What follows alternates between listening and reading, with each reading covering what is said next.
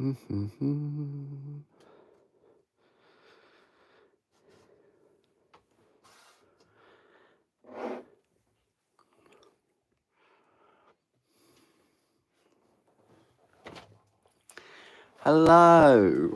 and welcome.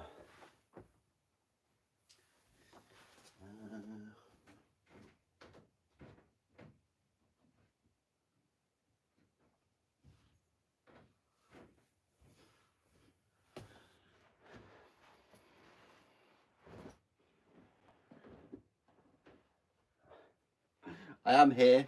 I just trying to find my sort of item that I wear doing these videos. They you know, that I kind of put my wipe my file on. So yeah, just doing that, just getting it set up for you. It's pretty high, isn't it, this tripod right now? Yeah, that will do, I think. I think we're kind of set up. Cool. I'd love a permanent setup. Don't get me wrong. But I hope you're all well. I'm now just gonna load up the feed. I know I said I'd live stream in the morning, but things got in the way, and yeah, I didn't want to miss out on lunch. So had lunch and now doing this live stream. Let me just write something on here.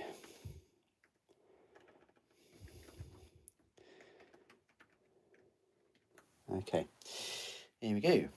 So we're going to crack on with the Malcador. We're going to finish it. So let's do that. Let's do that now. Okay, so I haven't glued this part together yet, but I thought I'd start off with this. All right, so G24 and 23. Yeah, we'll build this fuel cart right now.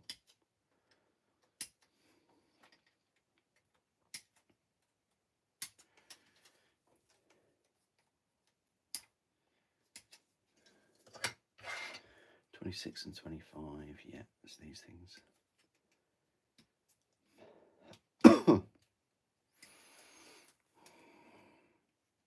Yeah, hope you're all well. I'm not working, so got some time off, so hence why I'm live streaming in the middle of the day.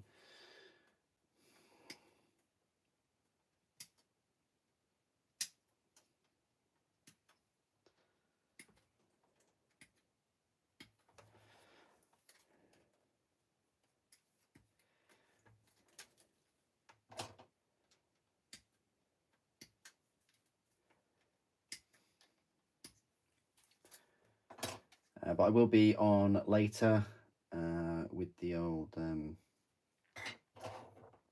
Space Marine.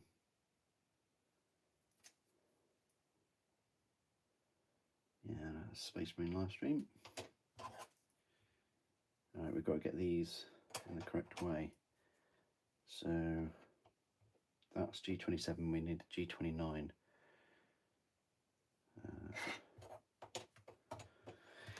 Which is this other sprue. I guess they kind of made that like that, part 1, part 2. I'm thinking.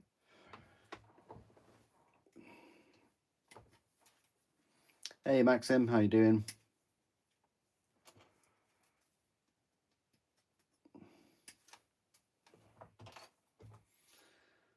And then G1332.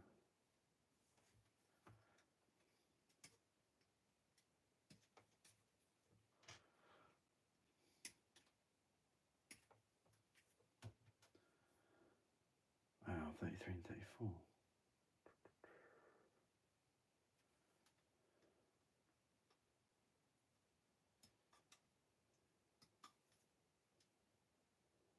Okay.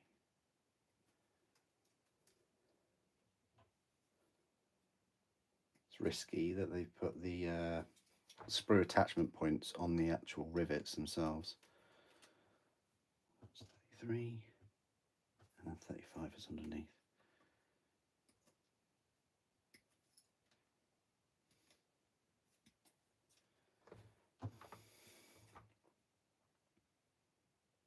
And then like 4 wheels.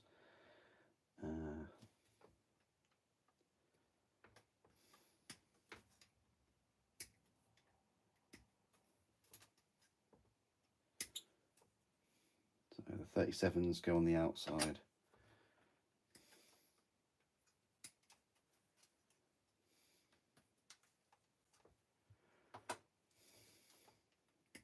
And then that's this sort of fuel cart done.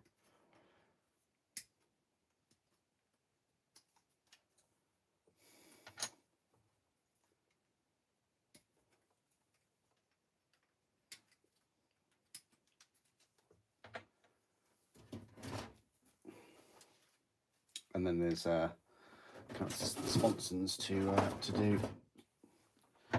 We're getting there. We're getting there. That really is a big old flamer, isn't it? She's huge. Yeah, this is a bit of a project, this kit. Oh.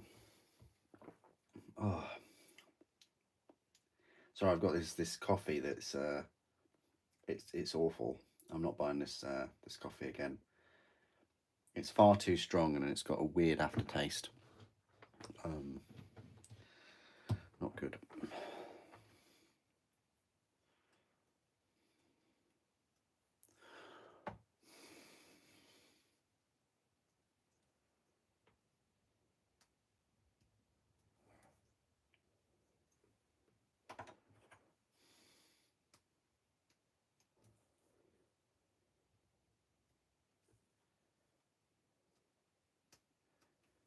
Yeah, I've decided to do the live streams tomorrow of the Swooping Hawks and the Warp Spiders.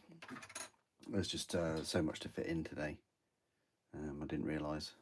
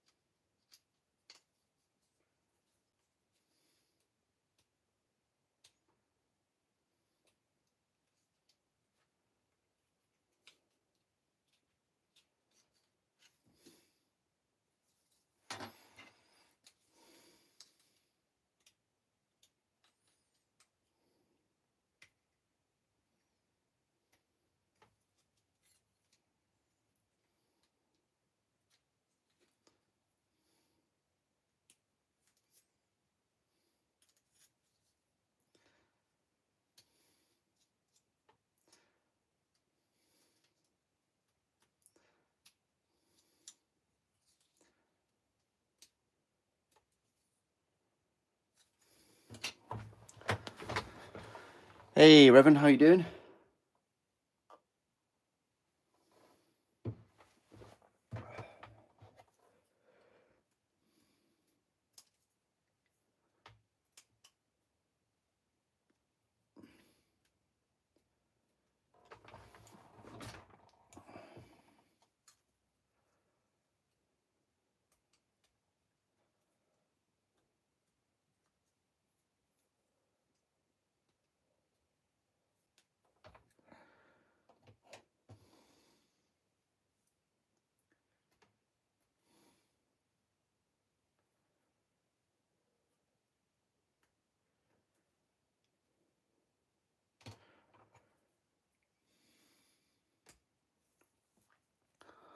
No, you're not missing the stream. It's all good. And it's only started as well, so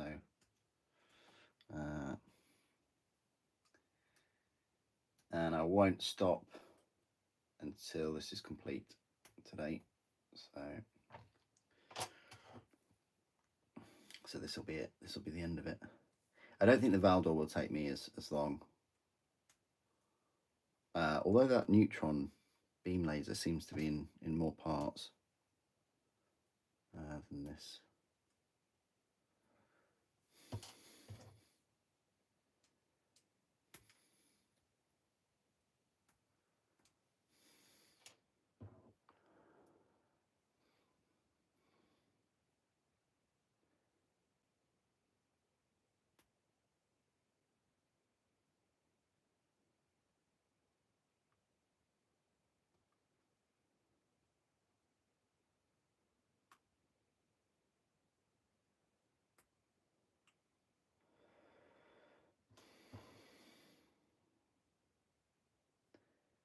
Yeah, very risky of Games Workshop to put the sprue mounts on these rivets.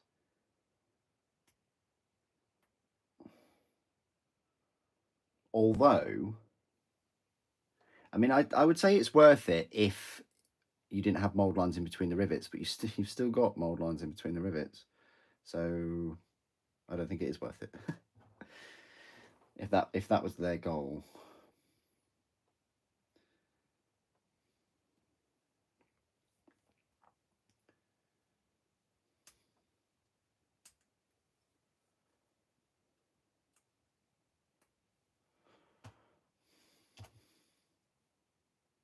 Okay, right, I think that's all of these done. Yeah, okay, all right. So let's start gluing. This big old thing. When you paint it, will you give the tank a name?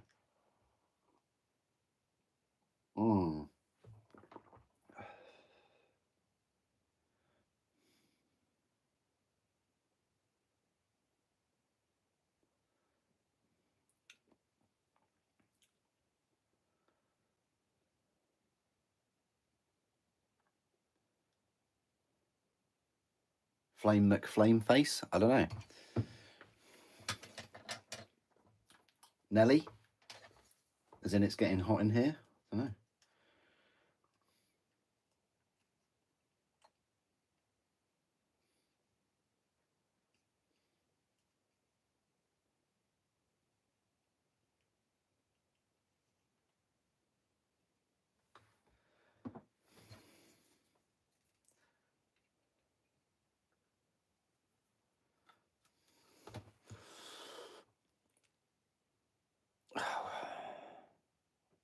I don't know. I haven't even looked at Rumoured. Just send me a link of where you get all your rumours from. Like, these things don't just float into my head, Revan. And I'm not, as you know by now, I'm not a big one of searching for rumours and spoiling stuff for myself. I'd rather wait until everything's in front of me. So, yeah, I can't really comment on that, my friend. You know, like you just need to look at, well, as you know as a member, like this channel, it's very kind of reactive. It's very rare that, well, it is very reactive. So like if GW announce something new, or like the Mechanicum, I'll put a post, but even that, it's quite rare, isn't it? But no, this channel is not like other YouTubers, is it? Well, they'll make complete hype videos and things of rumors because they've got their sources and things. You know, it's not like that, is it? As you know.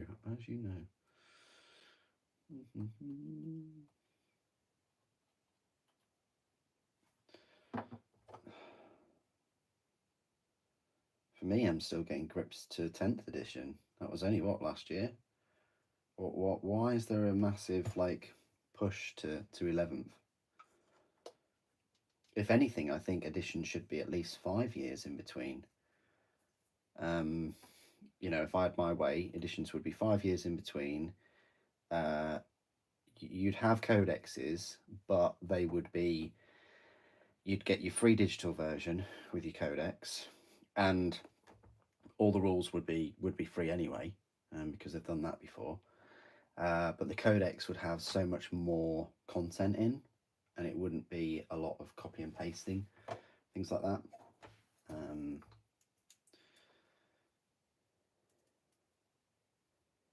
You know, because the one thing you need to play Warhammer is the miniatures.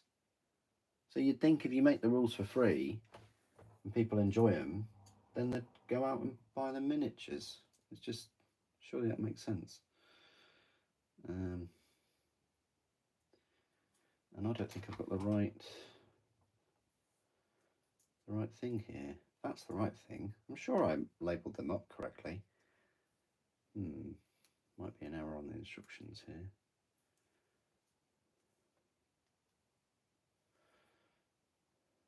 Can I get my file in there though? It's debatable. Yeah, I can, but I'm not going to risk it. Yeah.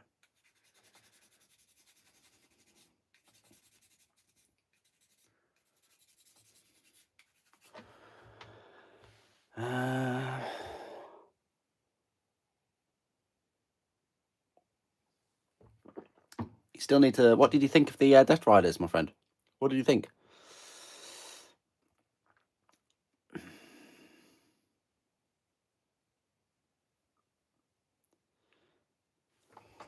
Cool. That's a Warpsmith.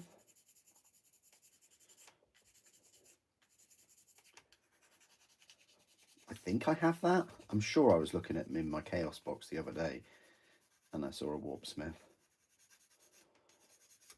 You know, with all the Mechadendrites and things. I'm sure I've got one.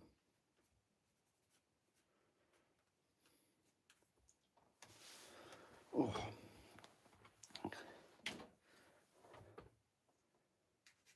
Today's one of those days where I put some layers on and I'm too hot, and I take all the layers off and I'm too cold. It's not a. It's very fluctuating. I think it's because of the wind.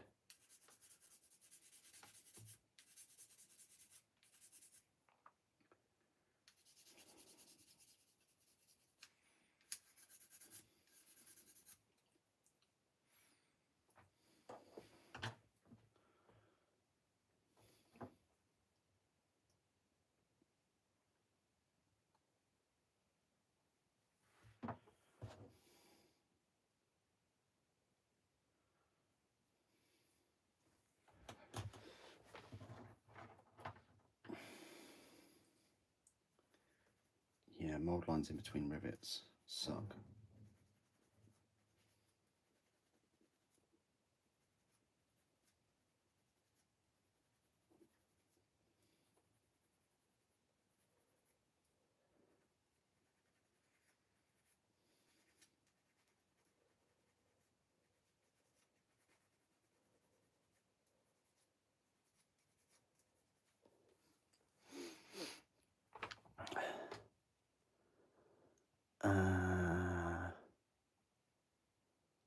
Yeah. Many cables and tiny parts. Nice one.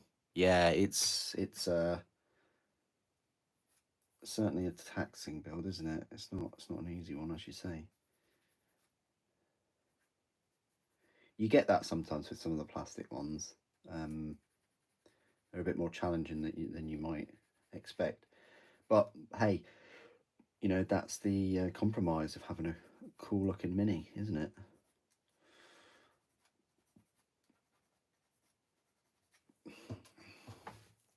A bit like Lego, really. Like some Lego minis are quite laborious in their processes. Like there's quite a bit of repetition, but it's all worth it in the end, isn't it? To get that end result.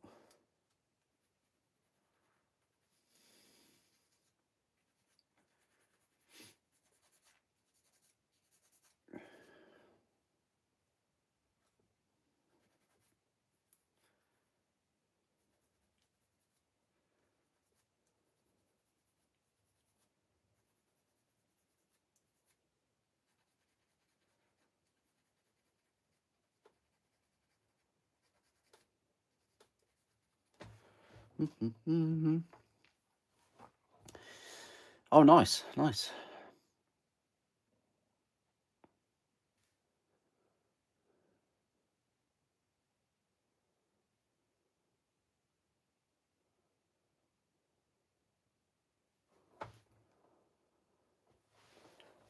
Yeah, I think I've still got quite a few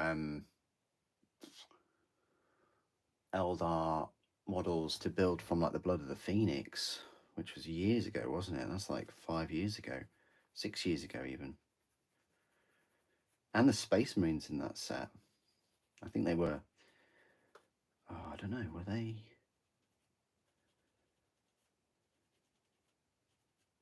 Space Wolves? I can't remember.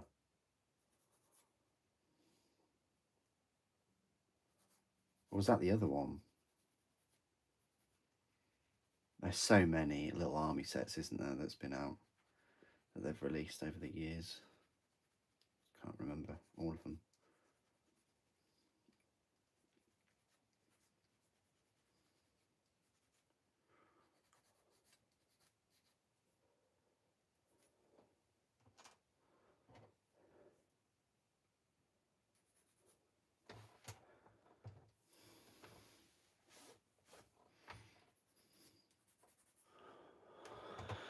Ba, ba, ba.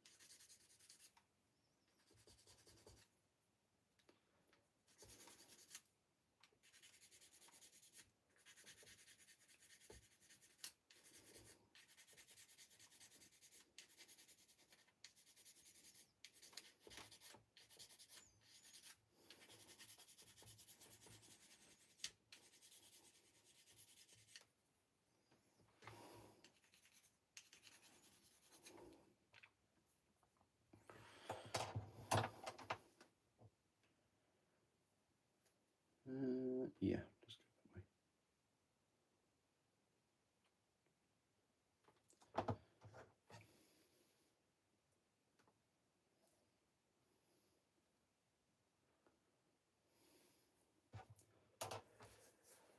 that way. Right, so I think now's, well, while that's drying,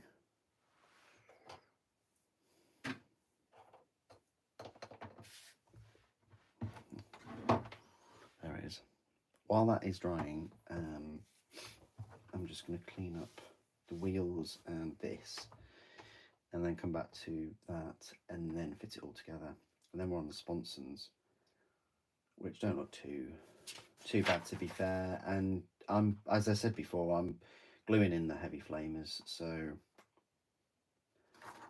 and then we've just got a couple of tracks to put on.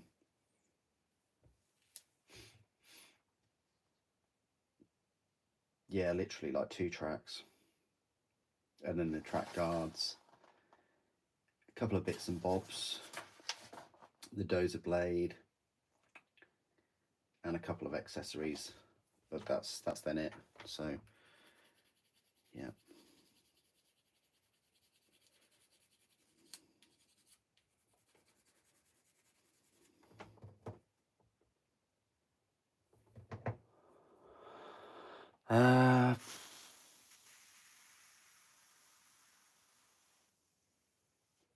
Oh, thank you, Maxim, for that question. What do you think of Games Workshop changing the January box set release style from 2 new factions in a campaign to 1 standard small?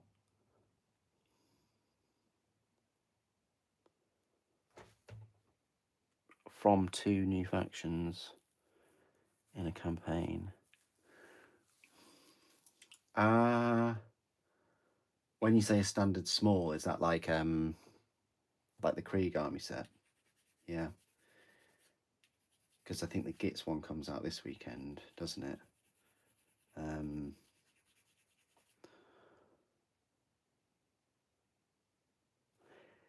I mean,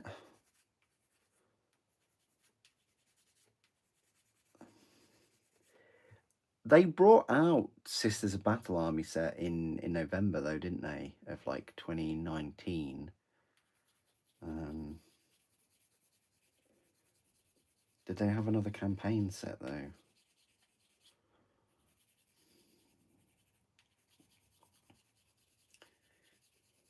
I don't mind it. I think it's I prefer it for content. Like to stick with one army, and then 2 maybe 3 weeks later get the rest of the release. Because then you're just sticking with one faction, and you don't have to flip from one faction to another in terms of like, for me at least, rules and sort of size comparisons and things. I can stick them all with one faction. So I prefer it content wise. And probably collection wise, because I would be building up. Is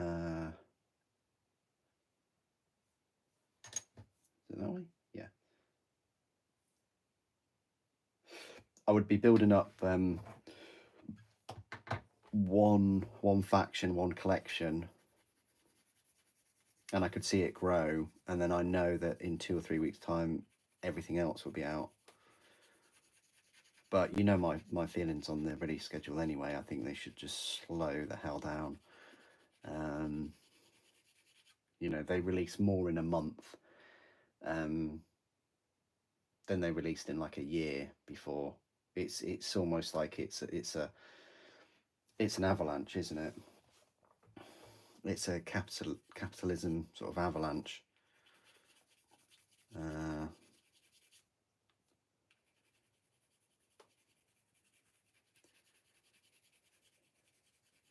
And it is detrimental, not just for consumers, customers, and things. It's detrimental to them because they only have a finite amount of storage space, and also they're running out of stock of things that they shouldn't be running out of stock at. They're continuing to plow ahead a full steam train of releases, but yet they're losing carriages along the way, so that the train is getting faster and bigger at the front, but it's you're losing things at the rear. And you look back at, I'm speaking kind of in an analogy here, but you look back at the train from the side view, as a spotter, I guess. I don't know, and you see that the carriages, some are missing, some are just skeletons, some don't really have much content at all. And that's an analogy of some of the ranges that seem to be cannibalized. They never seem to have things in stock, or they take a long time to get in stock. There's just no communication there as well. You got this big train of Eldar releases on Saturday.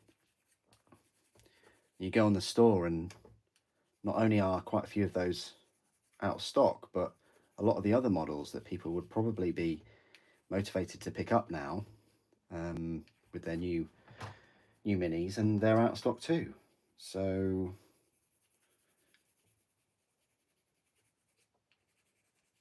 I mean, if there was a catastrophe or something, then and it's out of control, fair enough. But it's not, and I know it isn't. So yeah, they should just slow the train down, make the train a bit smaller, and have the carriages more full.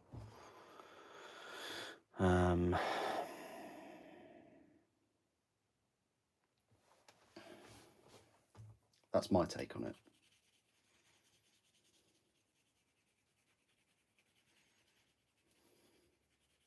And I think they could still do that while maintaining growth.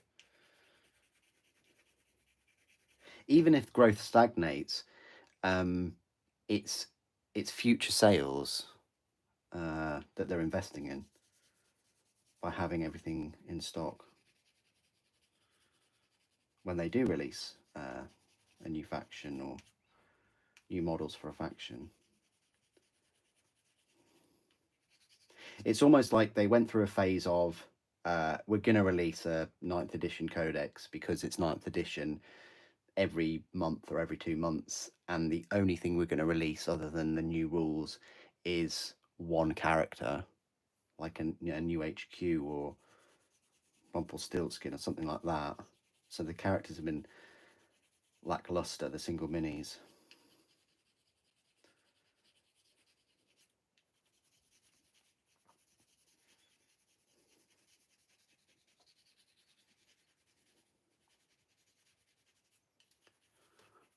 But yeah, that's my thoughts on it.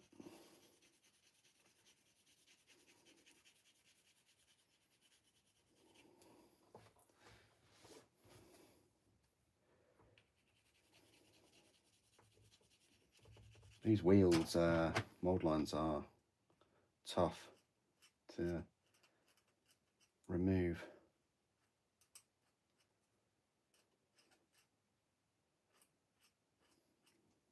Because I think these inner wheels concave a little bit, which means the mold line is in the valley.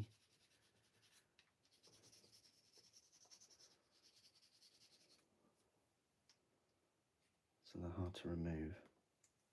That's what I was really trying to say.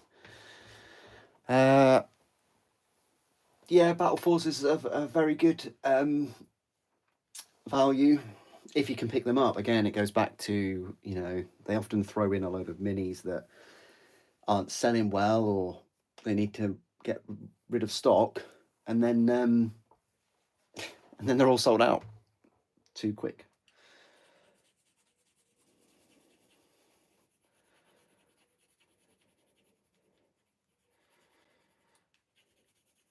But again, we throw in the scalper factor with that scenario, probably. Scalpers buying Battle Forces to then sell them.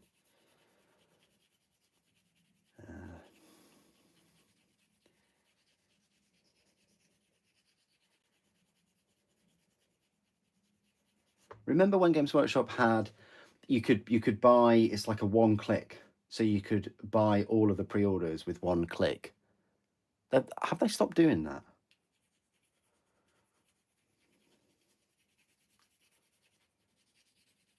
And there was an incentive, like there was a bit of an art print or something. I'm sure they've stopped doing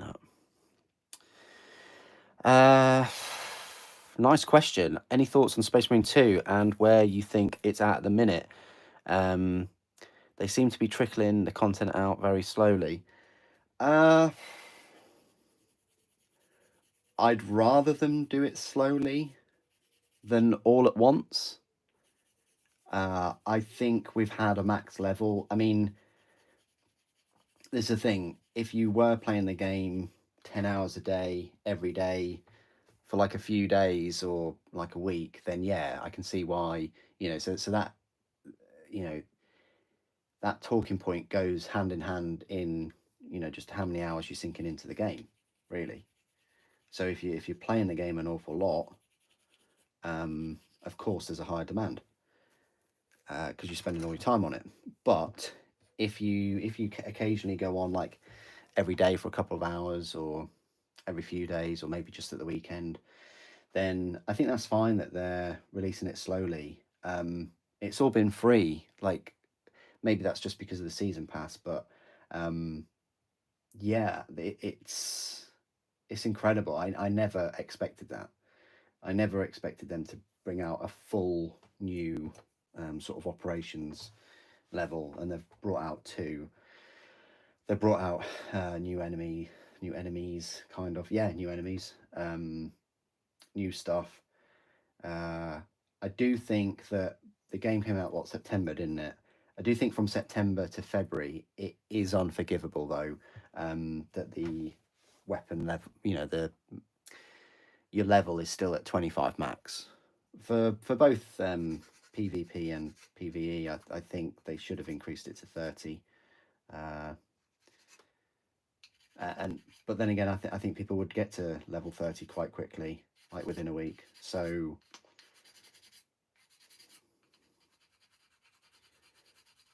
but yeah, it's fine if they release it all in one. Then people will play it to death within a week, and then they just won't touch it again. Probably you always run the risk of that. Whereas if you're releasing it in a schedule, which I would always recommend, and you've got to test those things as well. A lot of people forget that they do need to test these things to make sure that they're solid. And personally, I've never really had any issues with the game. And one of the reasons is because they delayed it, didn't they? And I'd rather have a delayed complete game than a rushed, broken early game. We all know what happens when, we've seen when that happens. So, and also you're keeping players playing it. If you've completed everything, max level, you've unlocked everything. I think the new ordeals is good. You have to do so many things to unlock all those ordeals. But I do think that the rewards for the ordeals are a joke.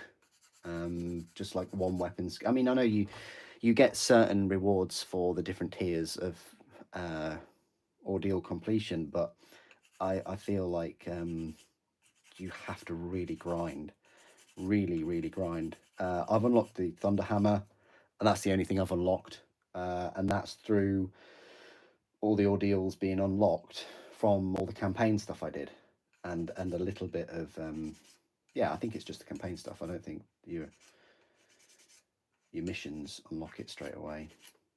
And obviously all the data slates unlocked everything for me. But yeah, I'm now going to have to complete all the ordeals for all the Space Marine like miniatures that you buy, the Tyranids, and then I think the Cadian stuff, Imperium stuff, because I've got all the Chaos stuff. So I think there's 4, isn't there? So yeah, that's going to take a long time to get those. Yeah, that's my thoughts. I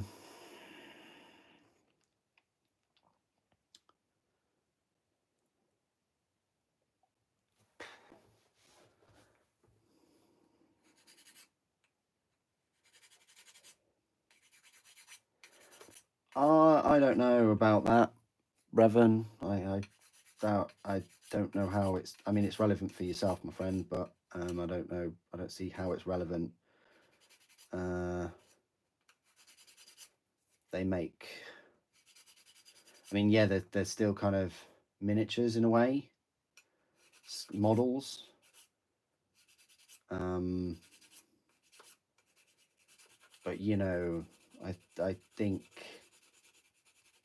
there's a lot of sort of miniature companies and things, model companies that are around, even though GW is as big as it is.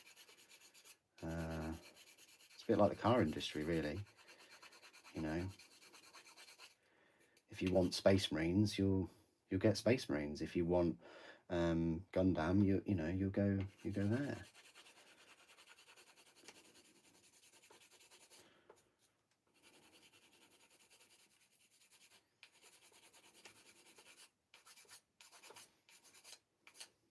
If they are doing well, then that's great. It's really positive.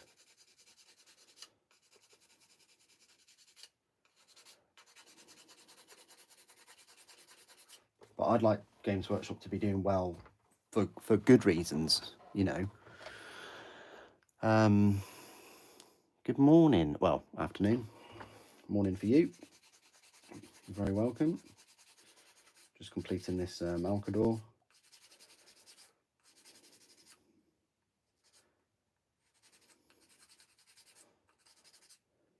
And get all the mould lines off it. And the gaps.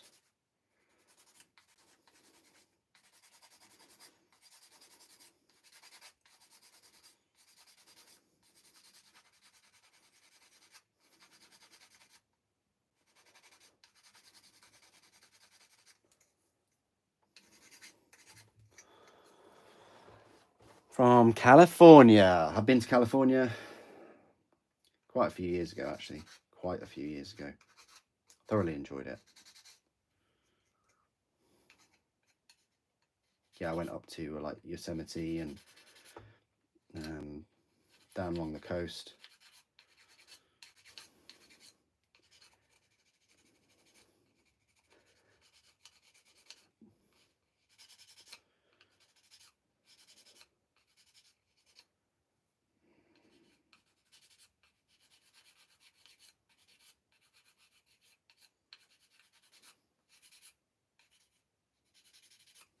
There, right, so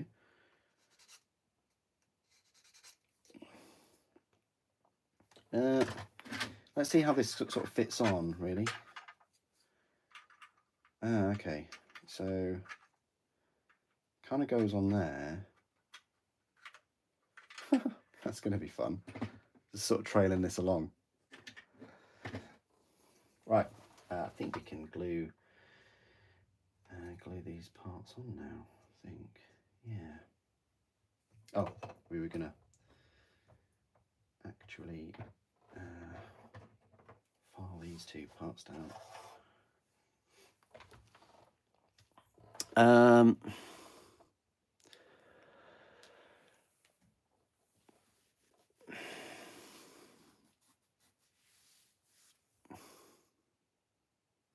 He's the boss Rob of Warhammer.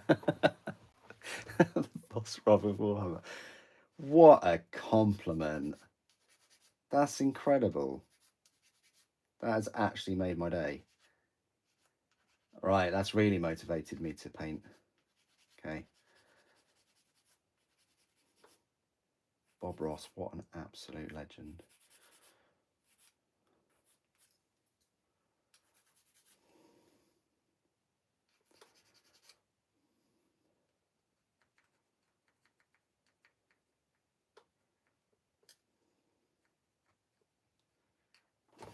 I wish these mould lines did look like happy little trees. Unfortunately, they don't.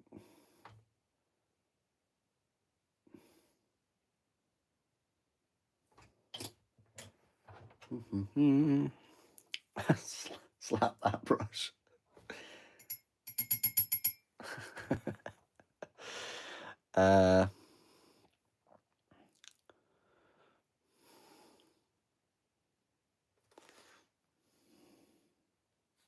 Yeah, competition is always good. I totally agree.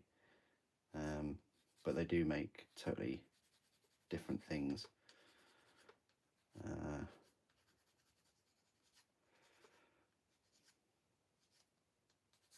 Not totally different, but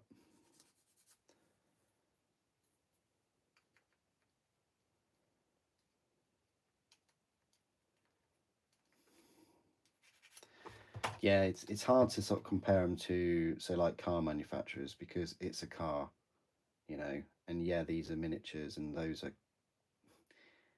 are less of miniatures. They're still miniatures, but they're like, if you're comparing, like, I don't know, BMW to Audi or something like that, it's like, yeah, they're cars, but there's not as much difference in those than there is kind of like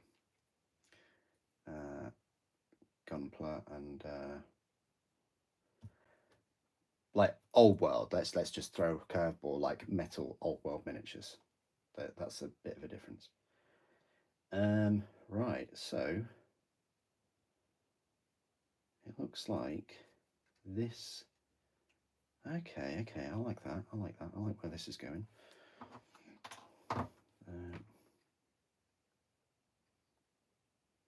Okay.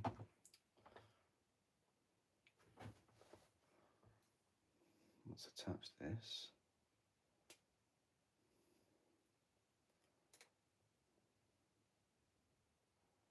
Still think it needs to be attached somewhere else though.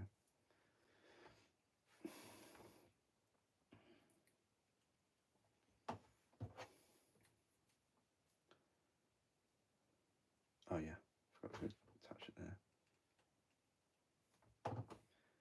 Right, so if we attach that like so. That looks cool so far. Yep.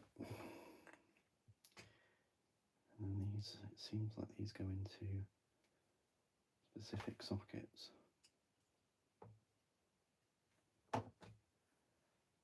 Yeah, there we go.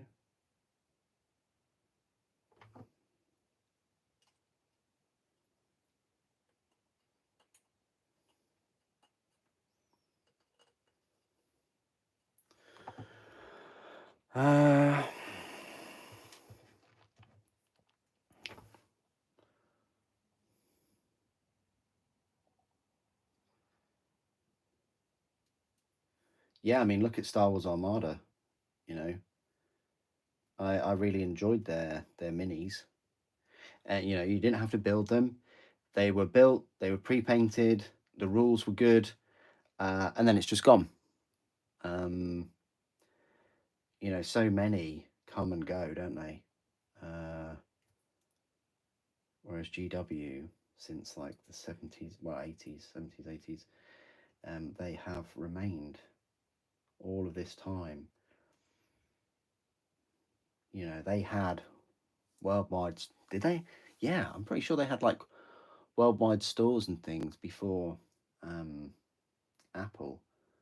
And they also have the kind of worldwide release. So if something's released in one country, it's released the same time in another. Most of the time, like 90 something percent of the time. Sometimes even Apple don't do that. And Apple are like a trillion. Are they a $1 trillion company now? Yeah, they are, aren't they? Crazy. Right. So these go on a certain way.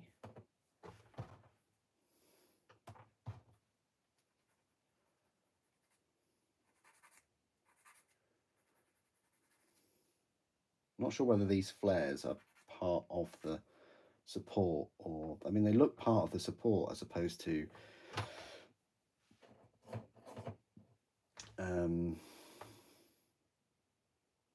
mold line.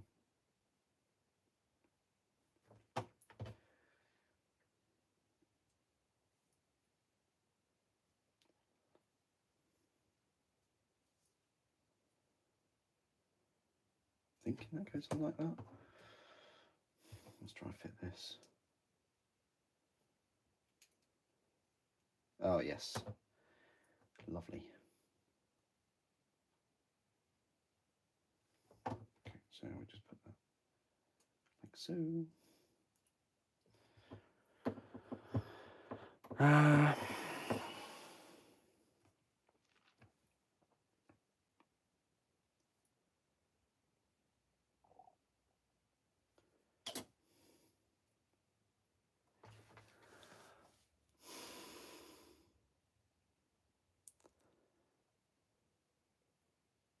I never really get that argument though, Revan, because like my homemade lemonade is more profitable than Sprite, but you know, I never really get that.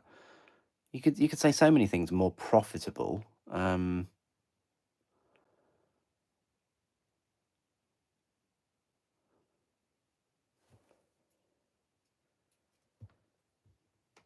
that seems bizarre.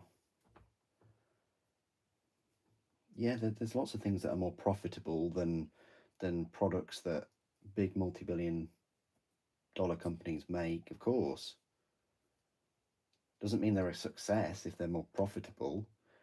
It just means that you can make more money out of sort of single things. You know. So same for Games Workshop though. Some of their miniatures are more profitable than others, aren't they? plastic, clearly, is more profitable. Right, so wheels. We've sorted the mold lines out for the wheels. So, oh, okay. So they only go in one way. All right, I get it. I get it. Here we go.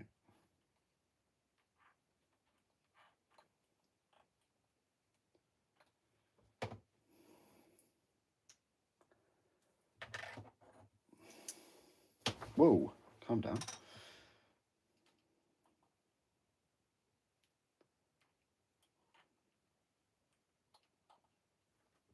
Right, so they're the two wheels. And then the moment of truth. They do want you to glue the wheels on. I really don't want to glue them on though. Ooh.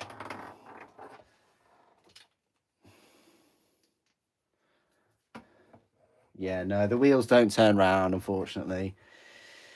Ah, that sucks. But what I would suggest is that you glue them so that the rivets aren't making contact with the, yeah. I mean, it doesn't make much difference really, I suppose. But I would just glue them on so that they're not, they don't. One side isn't taller than the other. Oh God, they go in quite tightly though.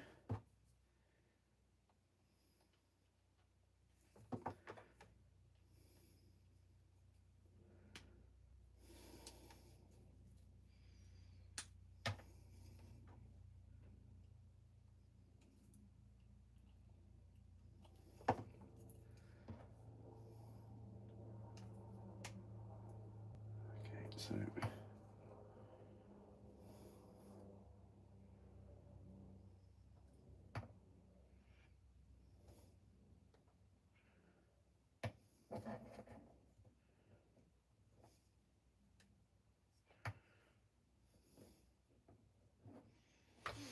I need a something flat.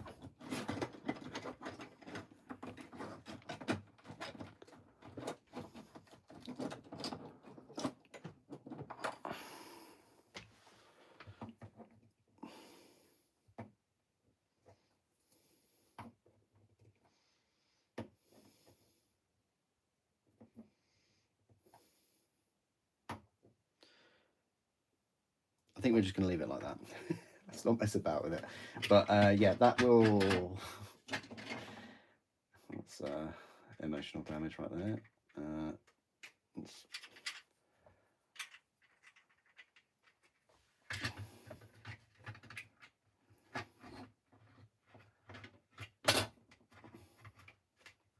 As you can see, this nipple fits into the fuel tank like a glove. Well, it would help if I had it the right way around to begin with, but so yeah, it will go together something like that. There we go. Right, so we're getting there. We're getting there. We're getting there. Right, sponsons.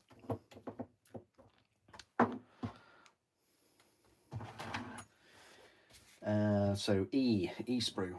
I'll be back to these. E by gum. There's an E sprue. That's what we need. Those. So E22. This hatch. E21.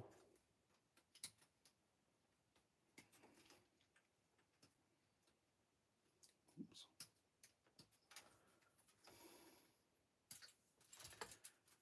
And E23.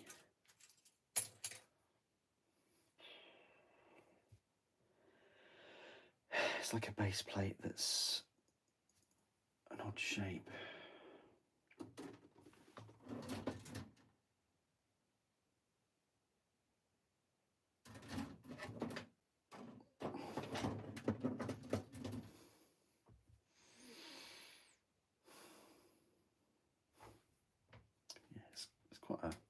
It's a thin wedge.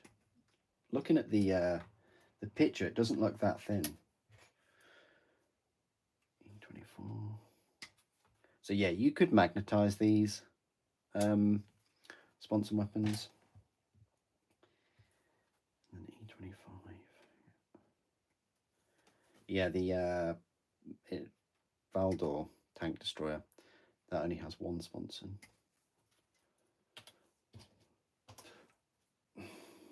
E26.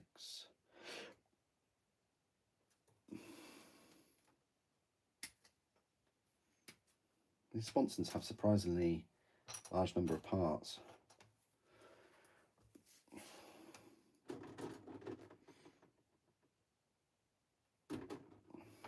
Go back to the G sprue. There it is.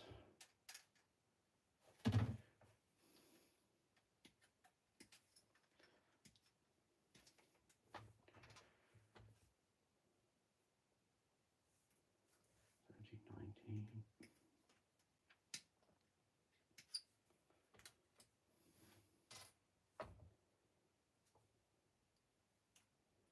Oh, I think we've completed a sprue. First sprue that we've completed now. So that sprue can kiss goodbye.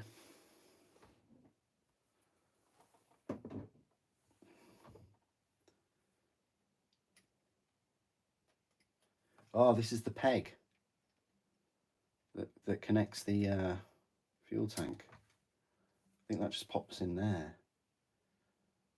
You don't glue it in.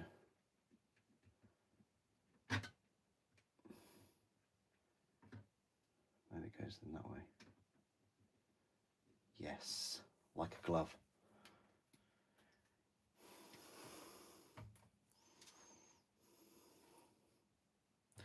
Hello Edu, how are you doing?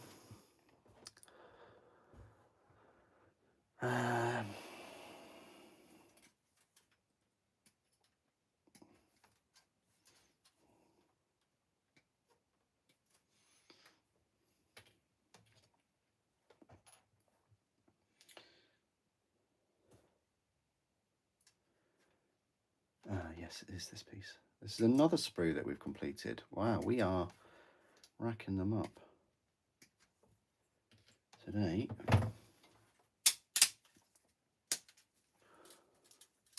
It's good to see so many of you again. I wasn't sure me starting this live stream was a good idea. Well, it's a good idea, but you know what I mean. Like, I wasn't sure that there'd be a few of you here, being like a weekday and all. So that's very positive.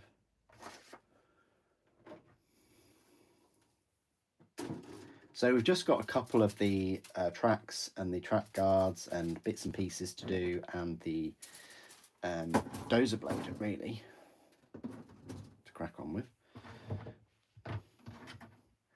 And we already know what sponsons we're going to put on the heavy flamers, so we might as well just take these off the sprue. And the other weapons, which we're not going to use. As I say, you might be able to, no, you should be able to magnetize them.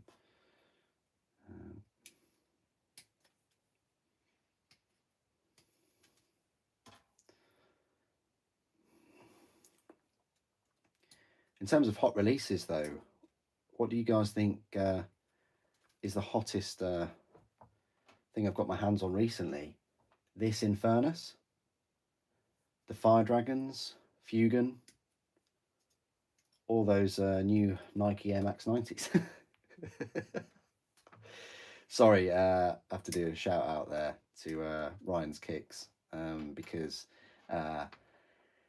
yeah, I don't know what happened to my comment, disappeared or something, but he did reply to me, and yeah, he thanked me for the shout out and things.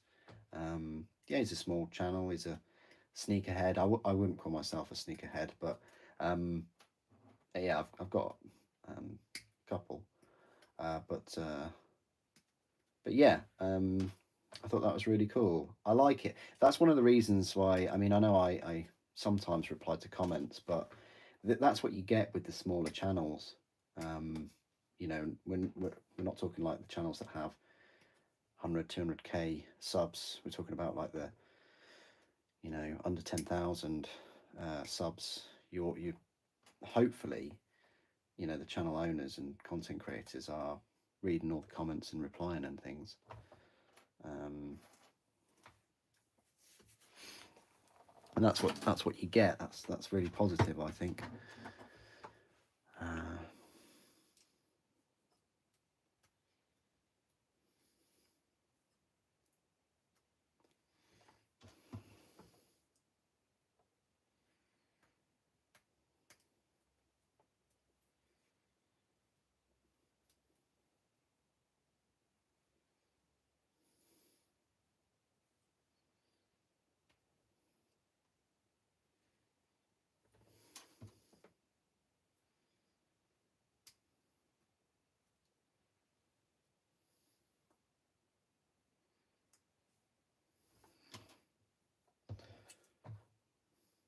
Yeah, what's everybody up to today, hobby wise?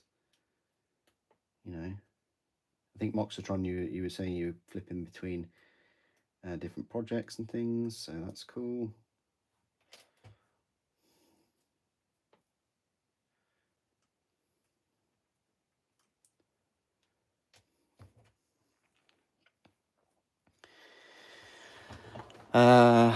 Sneakers is expensive hobby to get into. Here we go. Here we go for the hobbies. You'll trigger Moxatron to to start off with the list of hobbies that are free.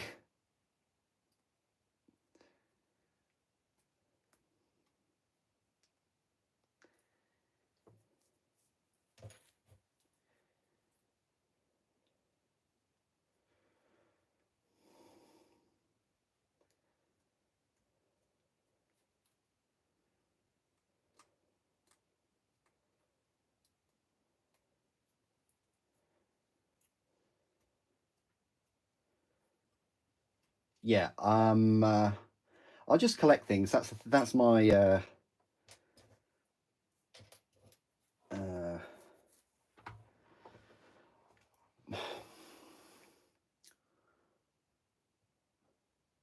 form of ADHD. I don't know. I don't know what it is. Sorry. What is it? It's my form of.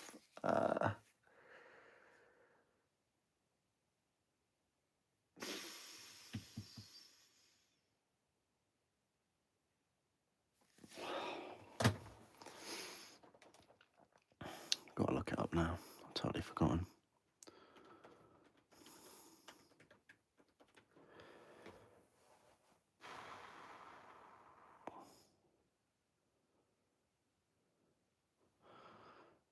No, not klepto. Or blood ravenism. Or British Empirism. My form of.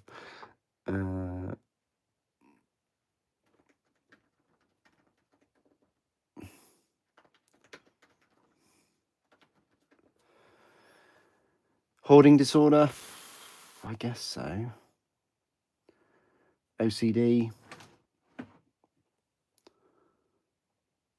Autism. Oh yeah, it could be that. I don't know.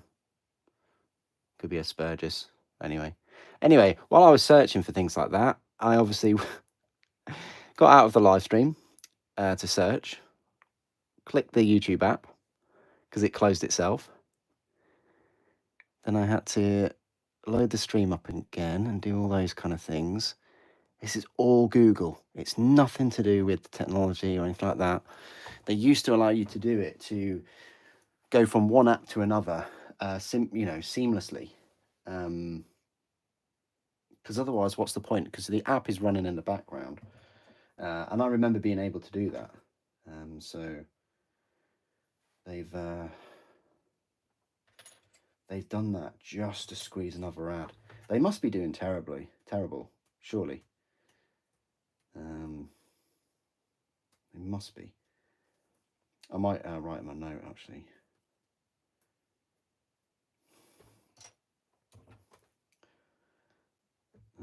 Speak to their AI or bot or whatever it is. mean, it's good because it did work before. I've tried using it before, and they were very helpful. I'll give them credit. I'm not sure whether that's because I'm a creator or, but yeah, I had a sort of technical issue before. What was it? It was something to do with comments. Like I couldn't, people couldn't comment on a certain video, or I don't know what it was, but they got back to me pretty quick and solved it. You know, but your mileage may vary. I mean, that was my experience of Google customer service. So, yeah. Edu, you're painting a squad of Dark Angels once finished. You'll assemble a Cerastus Knight that you just bought. Oh, nice one. Nice. That sounds like a really fun day. Dark Angels and then a Cerastus Knight. I'm still meaning to pick up a Final Lancer.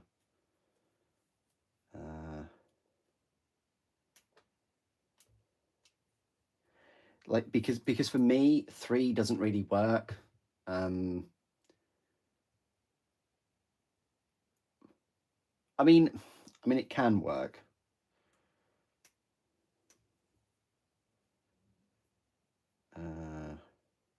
1 definitely doesn't work. 3 is better than 1, but I think 2 is the right number.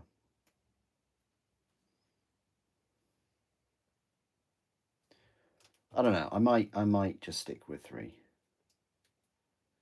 Because then you'd have 2 guarding something or 2 going off together, and then you get an enemy coming in thinking that there's only 2, and obviously their thought is, oh, both of them are there because they travel in pairs, and then bang from the side you get lanced. I don't know. I kind of like the thematic sort of unit formations.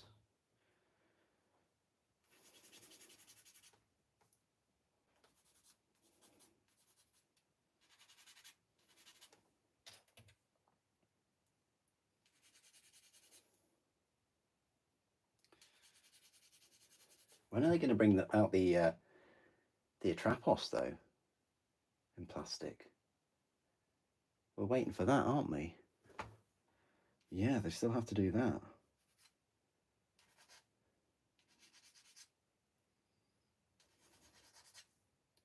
Although I do wish that they had brought out the upcoming formation last year.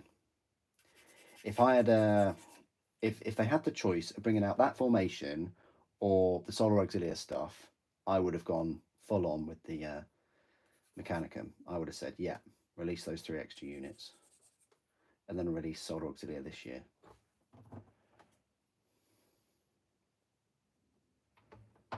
But they've got their own release schedules, so.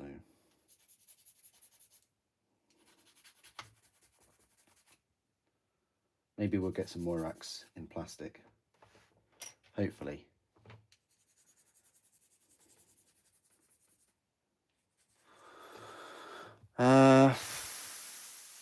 It's your biggest model so far? Yeah, the Stomper is a huge model though, isn't it? That is like Warhound Titan size. That is, it's a huge model. But yeah, Cerastus Knight is very nice. I'd love to get hold of some Games Workshop stats on the sales figures. Like, have they sold more plastic Cerastus Knights than they did resin ones?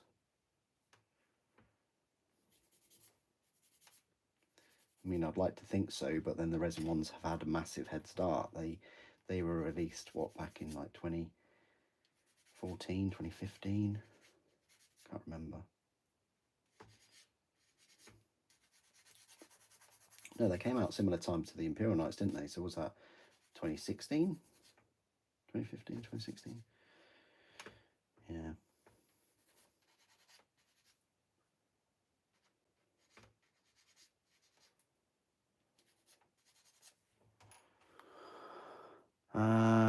Papa, how are you doing?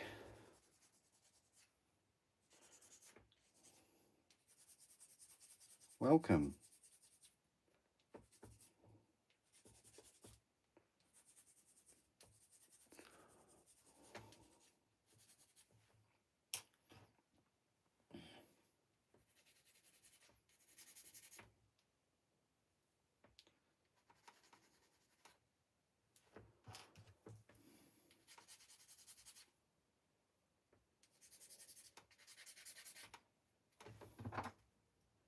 We're about to finish these sponsons for the Malcador.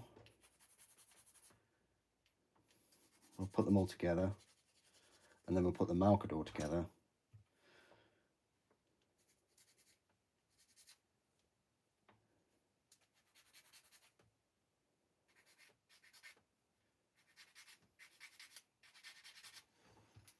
Right, just the flamers to prepare.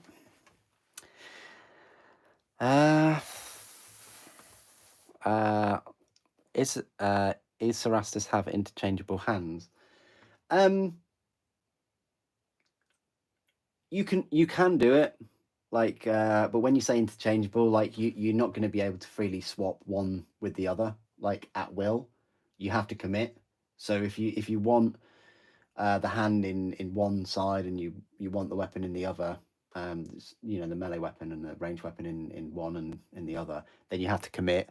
And also, if you do that, the ammunition feed is going to be tighter, so that limits your pose with the ranged weapon.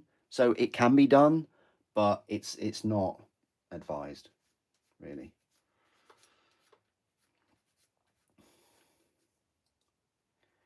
I mean, I think they did an incredible job with the Castigator and the Acheron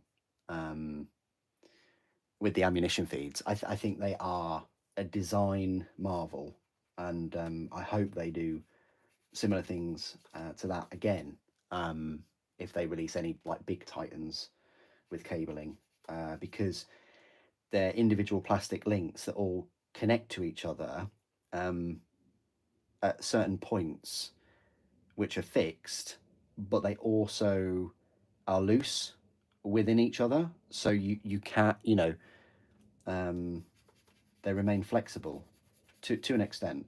I think it's one of the best features of those knights. I often wondered how they were going to do that.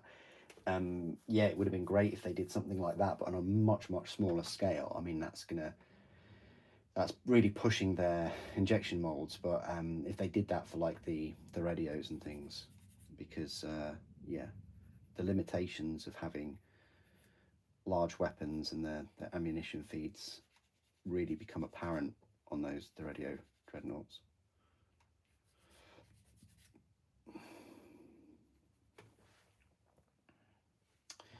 Yeah, I think we will drill a hole in these flamers nozzles. I'll treat myself to a drilled nozzle today. If I can find my hand drill.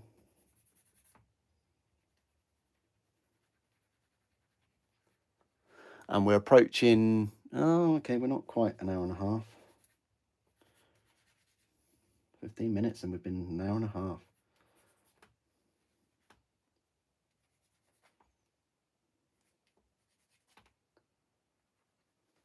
Right. Yeah, now we'll glue these together.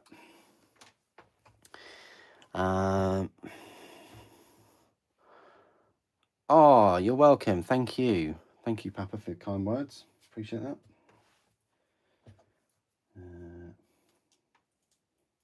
Good. Right, so if we... Does that go in like so? I think so. Yes. Fantastic. Fantastico.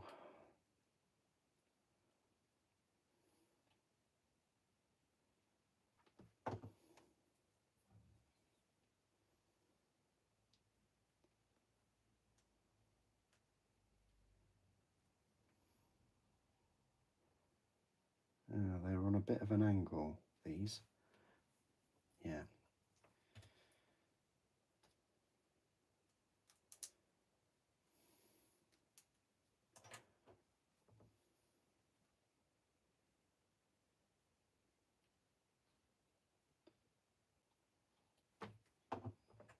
Where's me pish today anyway? Thought it'd be telling me to use Tamiya extra thin for the whole model.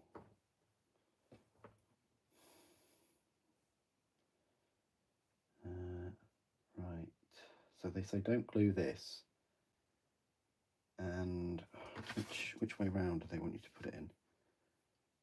So clearly like that. It looks like the domed part goes in, but then you've got an arrow there.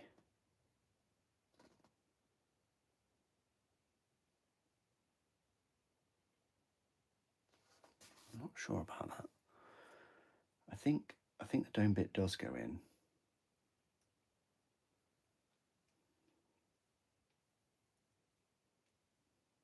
Yeah, the dome bit definitely goes in. Maybe the arrow lines up with that arrow, but they don't show the arrow in the... Yeah, they do, kind of. Well, we're going to put it that way around and see what happens.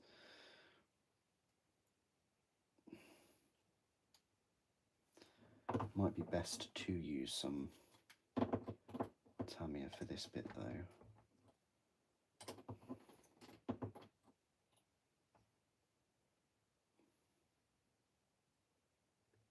Just on the edge.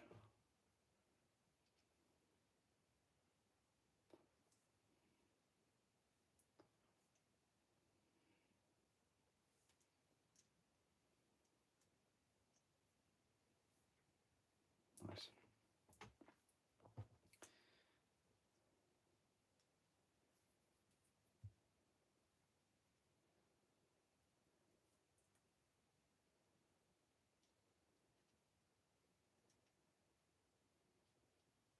Okay. So once again, this requires a bit of subtlety with the connection points.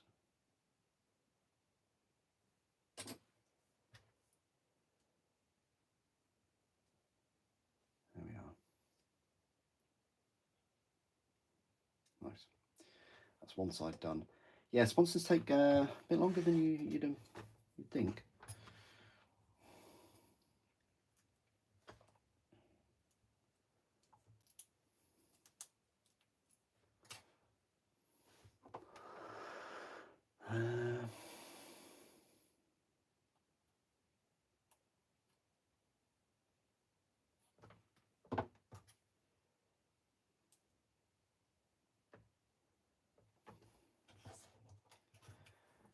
Yep.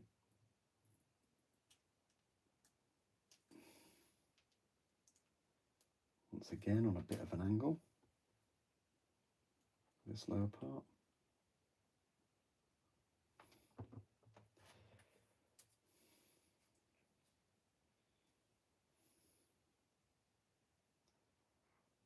Oops.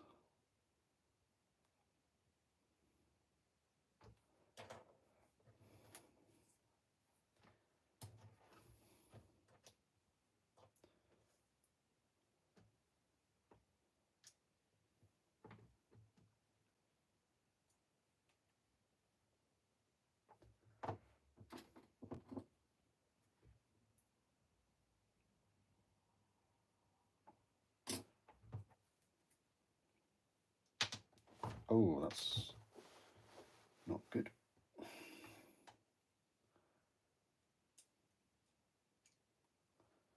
There we go.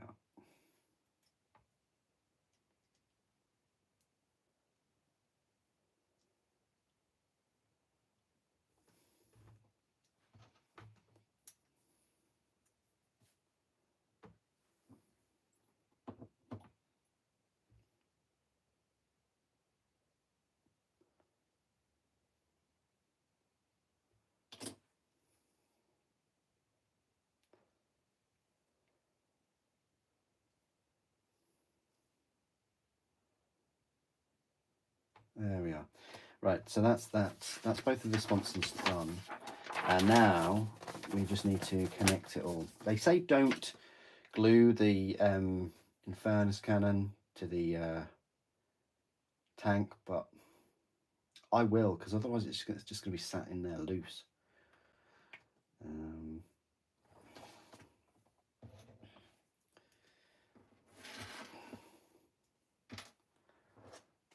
of get this ready. There's only one thing I need to clean up, and that's the cannon a little bit more. Well, and this this thing here.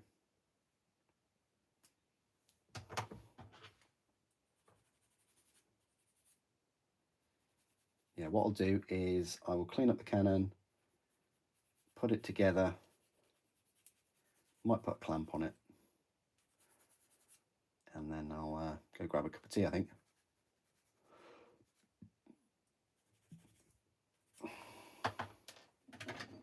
So that's good. Yeah, so they're saying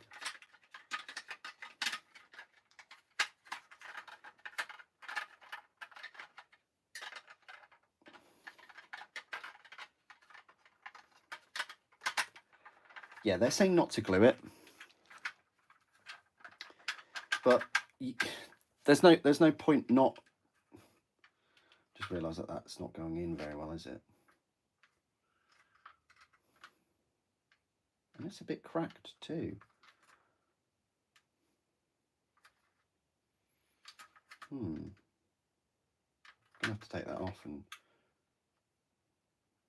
redo it or something. We'll have a look at that in a moment. But yeah, if you just have it, there's not much movement at all.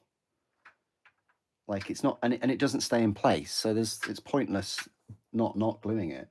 You might as well glue it. Glue it like you could glue it a little bit raised, maybe, which is what I'm probably going to do. Let's have a look at these pipes. What on earth has happened here then?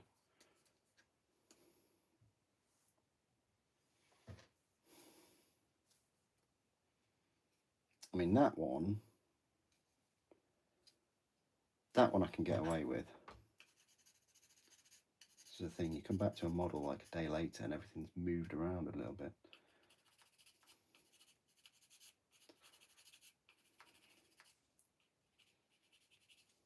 I needed to clean this weapon up anyway because I'd only put it together last night.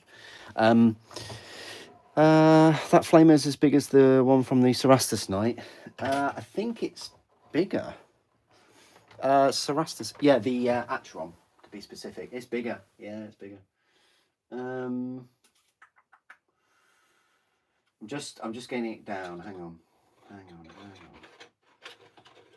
Hold your horses, literally.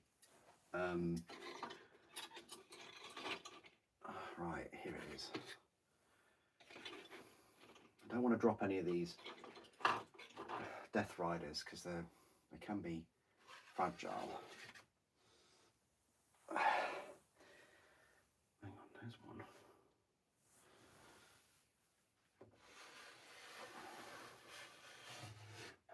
Okay. So that's the kind of Flamestorm cannon, and then this is the Infernus cannon.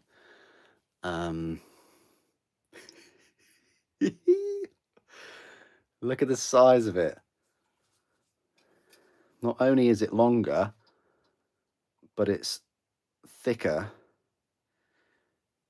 and it's got a bigger head on it. So glad there's context in these live streams. Right, yeah, look at the size. God.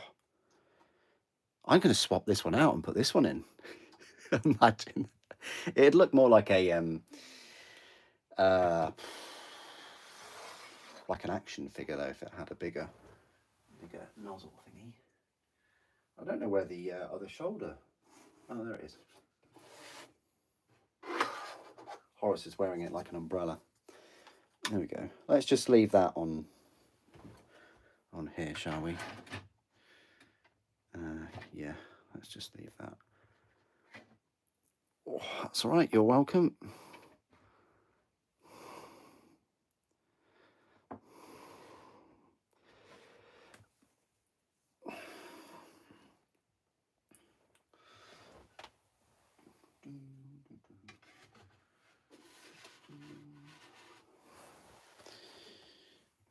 Okay.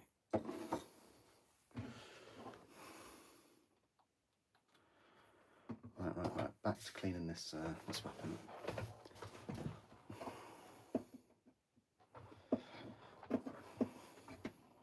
It's almost as tall as the Cerastus.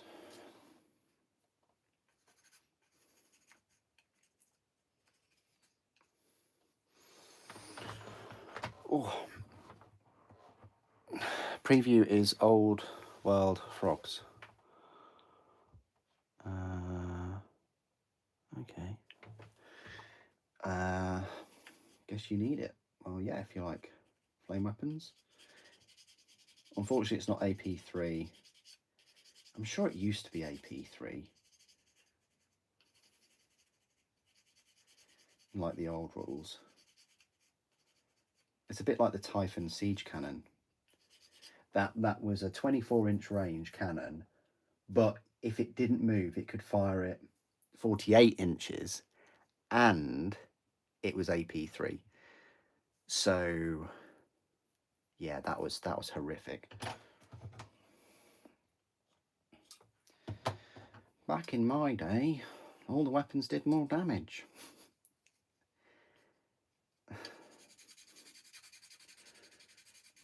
None of this like strength 18 weaponry. I mean, even Fugan's got a strength 14 flamer. Well, melter lance. Is it strength 14 or 12? I don't remember. Probably 12.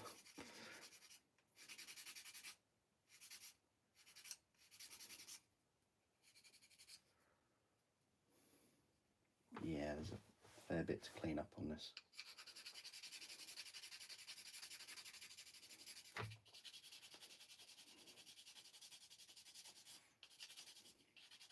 But if you're going to leave it with it not joined like this, it's going to look ghastly. It really is.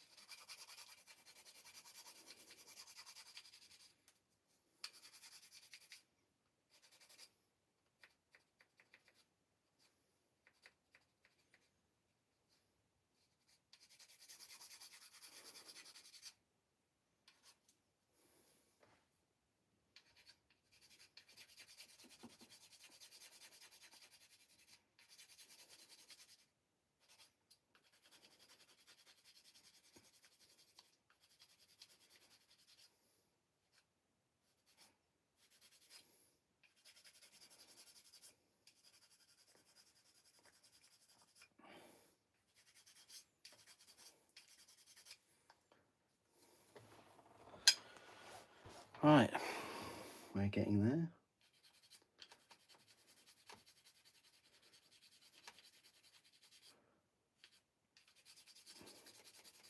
Okay, we're nearly at the point where I can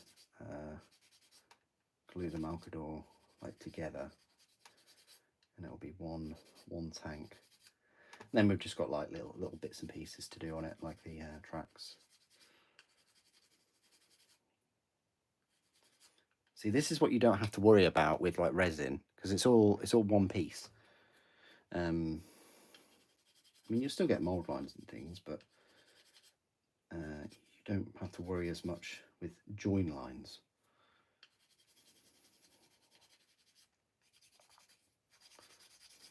But then again, with some of the join lines, I'd say they're harder to work with, because with plastic you can file them, you can use Tamiya thin, and if they're really bad you could use green stuff, whereas with the Forge World join lines, if you do get any, you kind of got to use the green stuff or putty or things like that.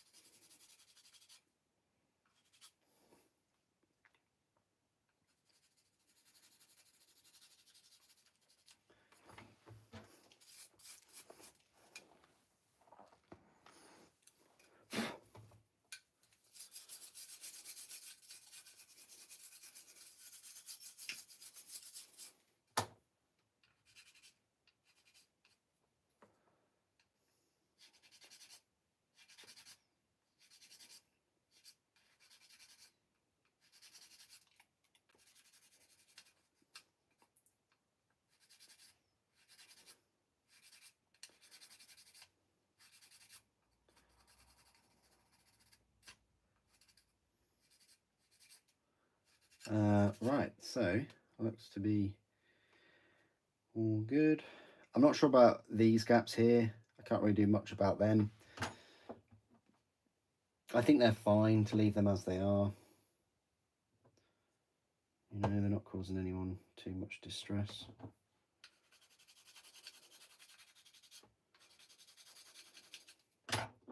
I'll put some Tamiya thin in there though. See if that'll do anything. Doubt it. But...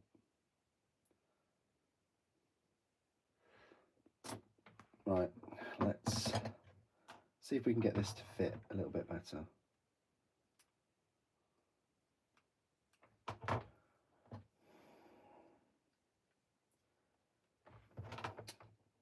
Calm down. Calm down, dear.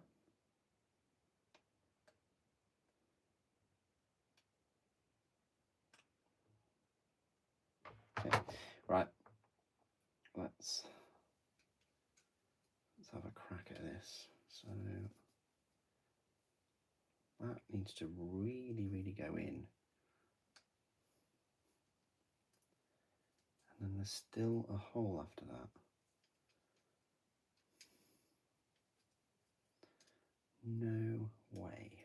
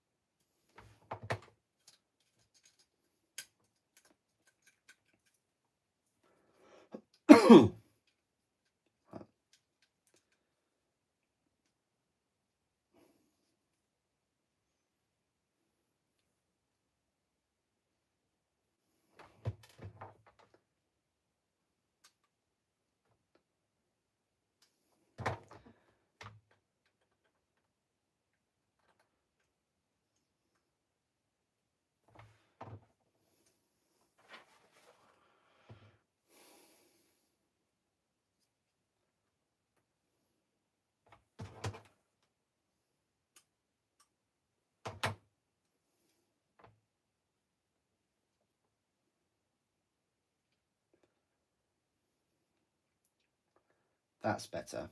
That is the tight fit I was hoping for. Slap that in. There you go. Yeah, that's much smoother. Still needs a bit of a clean up on there, on both sides, but better than my first attempt.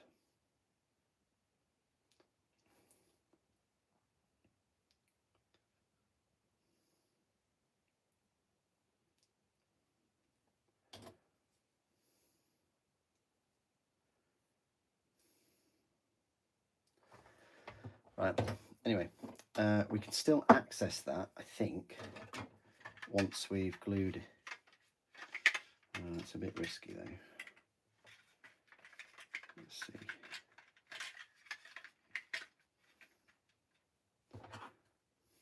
No, we can't access it.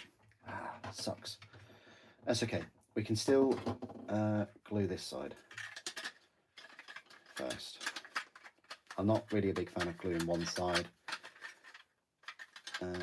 at once. I'd rather like glue them both, but it's not going to go anywhere. There's not much movement vertically.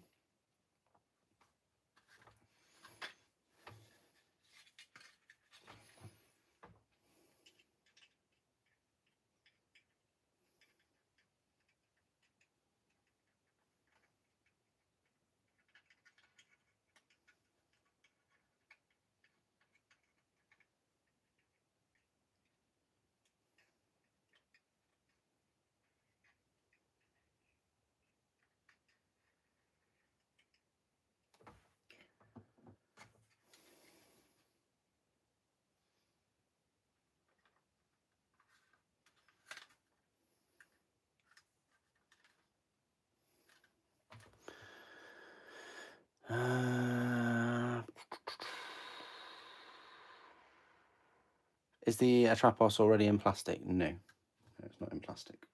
Neither of the Moiraxes.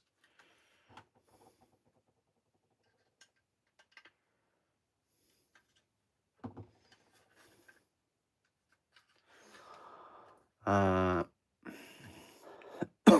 one, Moxitron. Hope you're doing well with your project. Sounds good. Sounds like you're making progress.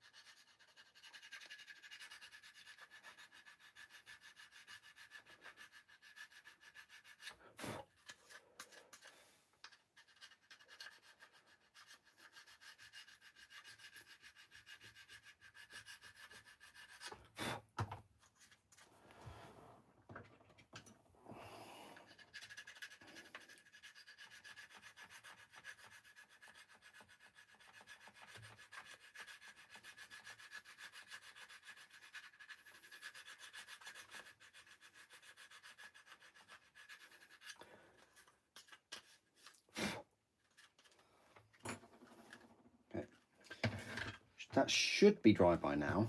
Should.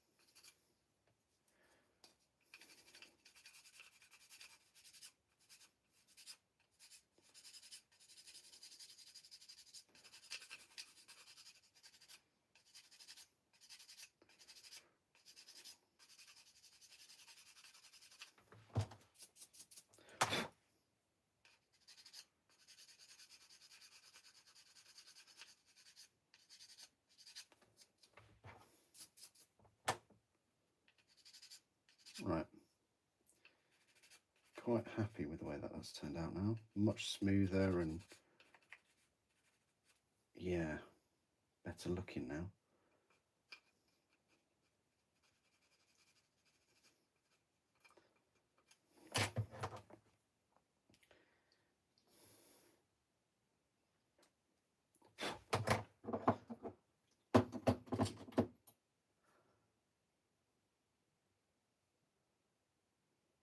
Yeah. Right, we can now glue. I'm just gonna glue it in because, as I say, you don't have much freedom of movement. You don't have much freedom in this this cannon once it is in. So it's going to be glued, but it's going to be glued a little bit higher at a. It will be placed in an elevated position, slightly acutely.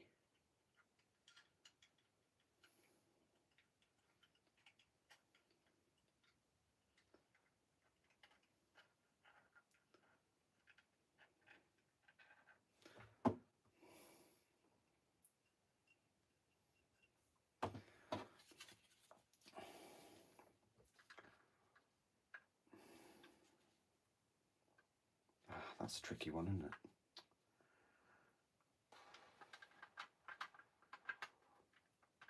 Without seeing the, let's just line it up with the weapon and then go from there.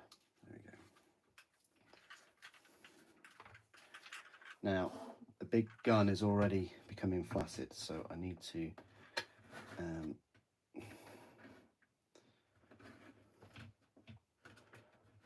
right, so that's not wanting to glue in there for some reason.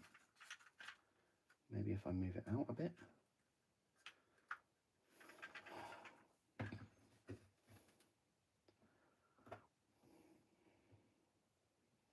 So then we'll just rest it. You can use a paint pot or something to rest it as well.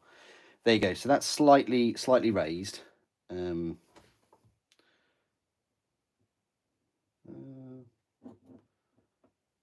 Slightly raised.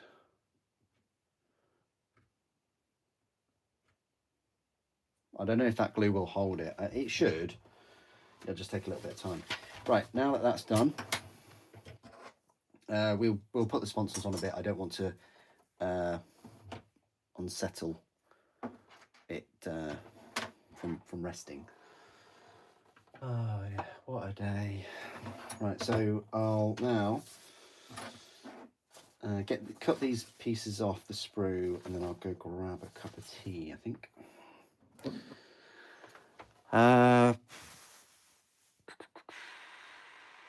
Hey Kit Bash, you alright? No worries, appreciate that. Yeah, hope it goes well for you. Safe journey, and you know, I hope it's productive. Thanks for stopping by.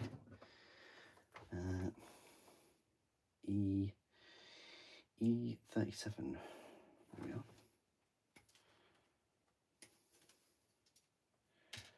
And E36. There's 35.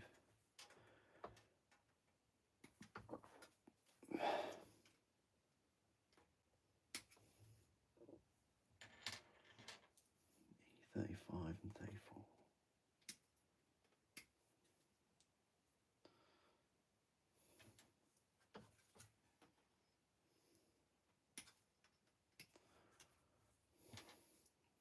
Wow, there's a lot of these small parts to go onto each other. 13, 14 and 15.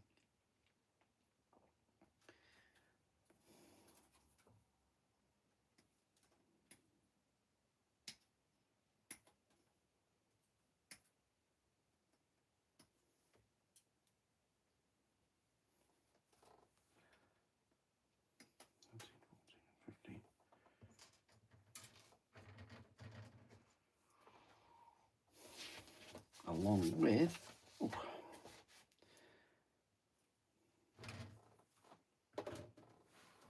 these final pieces. So a 13 and a 14.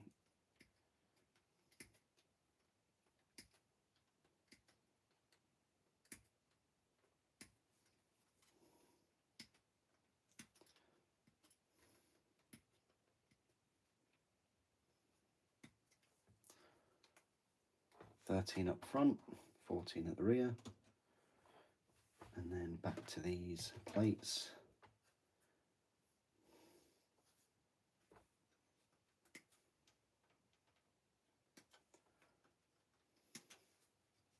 Ooh. We have a 16 and a 16 up front with 18 and 14 at the rear.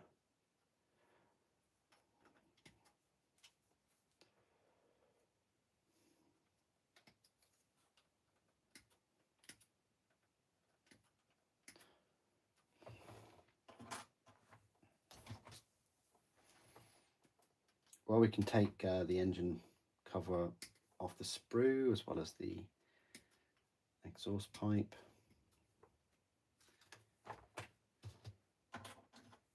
And these skis, because we're not going to use these trench skis.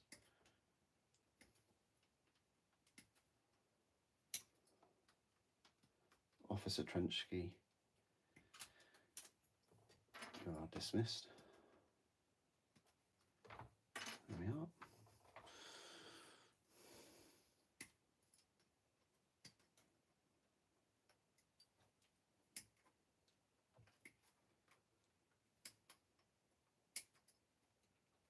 Okay, right, cool.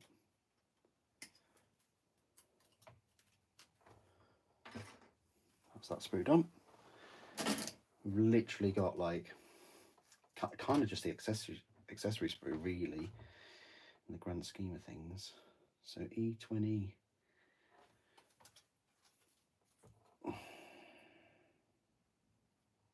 It's really bizarre that they show E20 going on, and there's a small chunk, this E17, not E17, E17 goes on the front just between those parts, and then they don't flip it over. They could have flipped it over and shown both that and the rear part, but they haven't.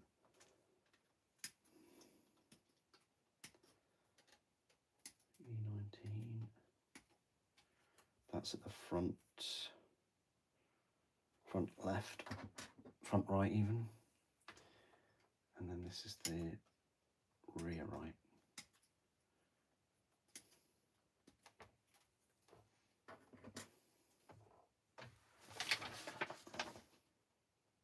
And I think that's all as far as I want to get with that. Ironically, it doesn't actually have a set of fuel drums. Ironically. So let's clip these off. Oh, but we could clip these final pieces off. Yeah, we'll do that.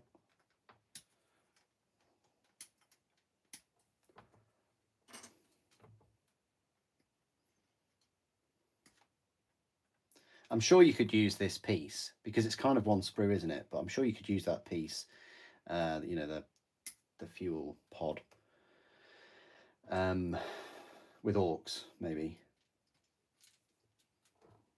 Orcs probably have their own custom one though. Looks a little bit like Mad Max, Fury Road.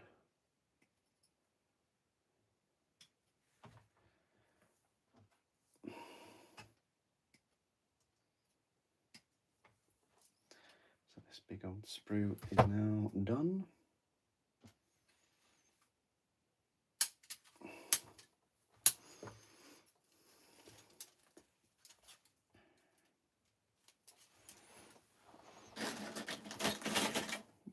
Like a big bin of sprues right now. I don't know what's going on with all those parts. I guess we're not using them. Because there's some wedges there, there's...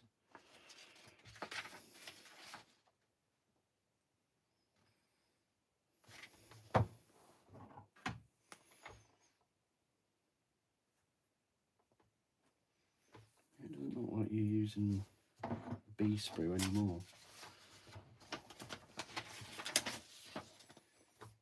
No, I think that's it. I think these bits you don't use. Getting a little bit nervous about this missing part though.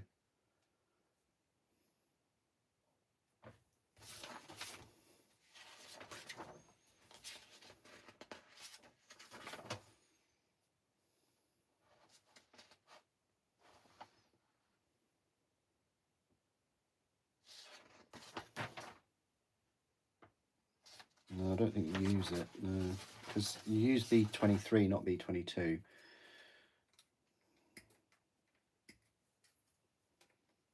So it is just the accessory sprue.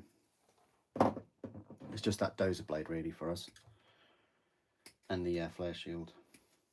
This thing definitely needs a flare shield. God, you don't want this suddenly popping. You want as much protection as you can. And it's already a Lord of War, so you might as well, you know, go all the way. Go big or go home.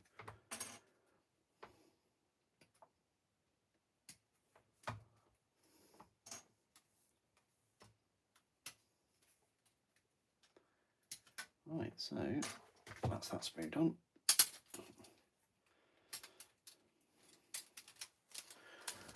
The bin is getting very full.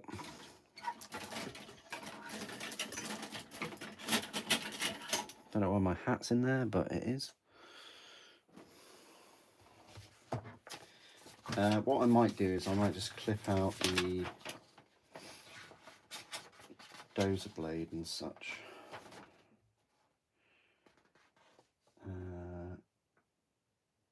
Yeah. Might just get the dozer blade off there. Dozer blade, there's a fair few parts than you probably think, because you have to do that twice. So there's 1, 2, 3, 4. So there's 8 pieces there. 9, 10, 11, 12, 13, 14, 15, 16 pieces for the dozer blade. So the dozer blade itself has a similar number of pieces as like a, you know, single mini, like a character mini.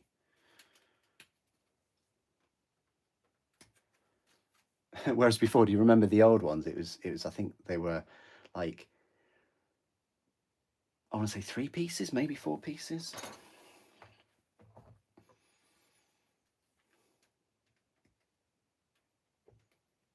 Luckily, these are all the same. These are all numbered the same.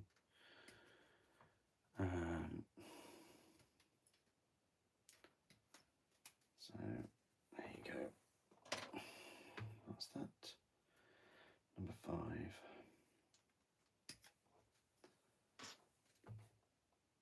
And then A2. Oh, I'll take these eagles off.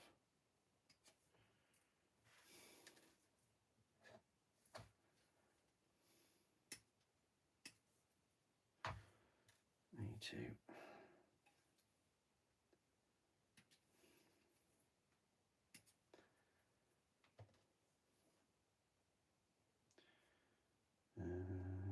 A2, where's that gone? Oh, well, we'll clip all of these bits off.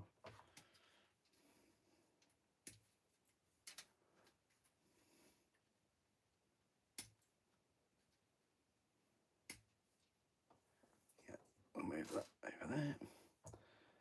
So that was an A5. Yeah, so these are 2 A5s.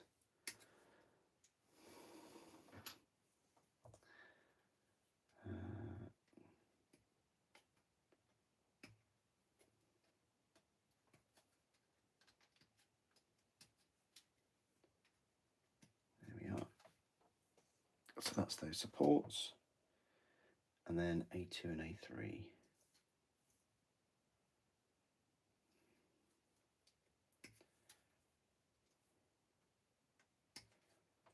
There's those for that side, and then these for this side. Excellent. I might put some smoke launchers on. Do we get 2 lots? Yeah, we do. I'll take them off the sprue anyway.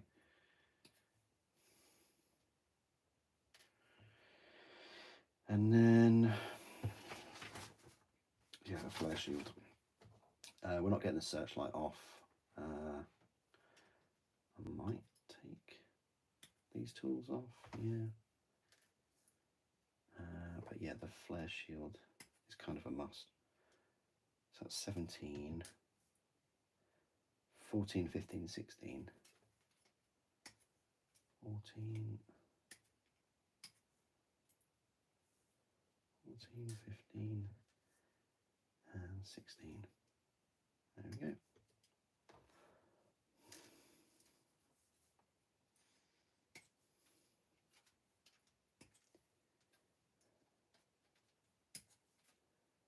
There we go. Right, so we'll take these symbols off as well. I don't know whether there'll be a place to put them on the mini, but we'll put them there to begin with. See how we get on.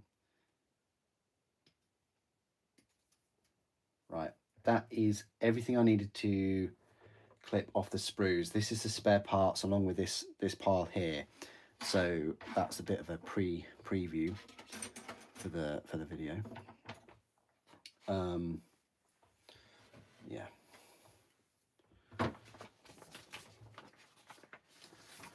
So I'll go grab a cup of tea and a biscuit. We'll prepare these cables, put the cables on, we'll prepare the final tracks and the track guards on, put them on, and then it's just the flare shield and maybe some smoke launchers and icons. Then we're done. So yeah, I'm quite chuffed with that. We're only 25 past 3. So right, I will be back in a mo. There it is. Okay. Right. Spared no expense.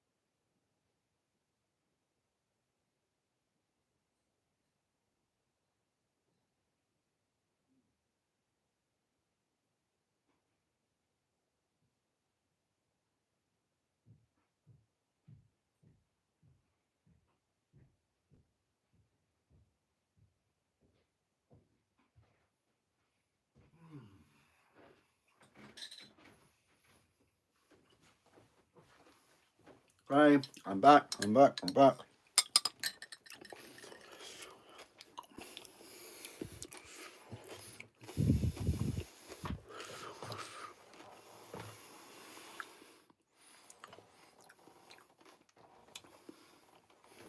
Okay. Oh.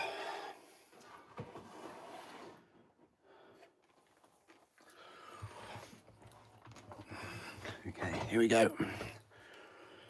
Right. I mean,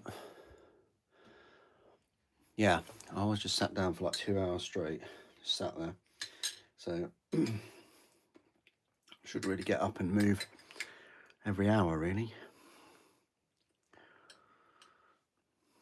Okay,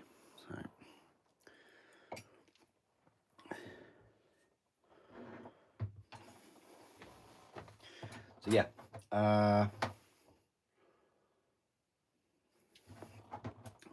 Complete the tracks. We're just gonna clean up all of these pieces and then finalize the build.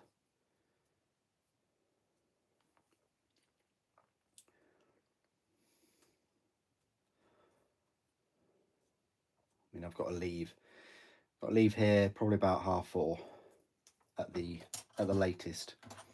So if it isn't done by then, which it should be, I think this will be done in an hour. But what a project! As I say, I don't think the Valdor will take us as long, and I won't build that in stream. The Arvis lighter, I don't know. I'm wondering whether to build that in stream. I think I should.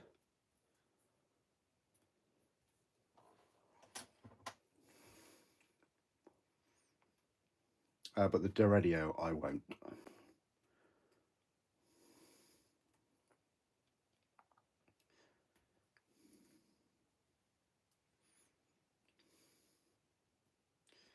My go-to model to build in stream was actually going to be the Arvis lighter instead of this to begin with. But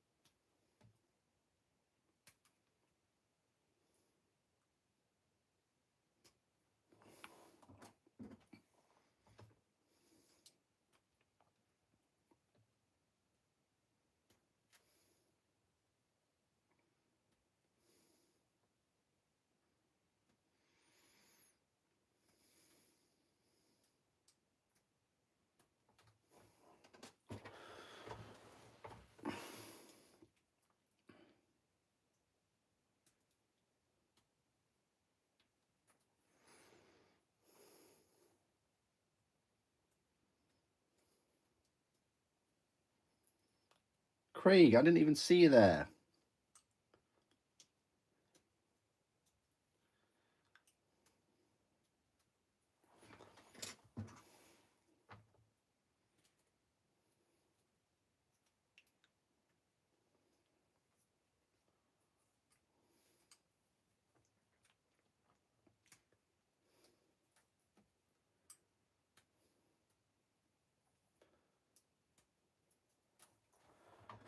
Yeah,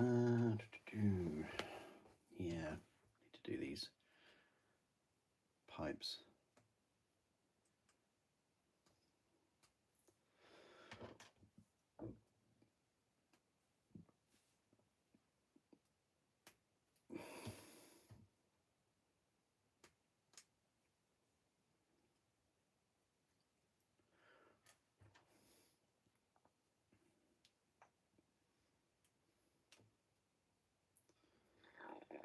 Oh.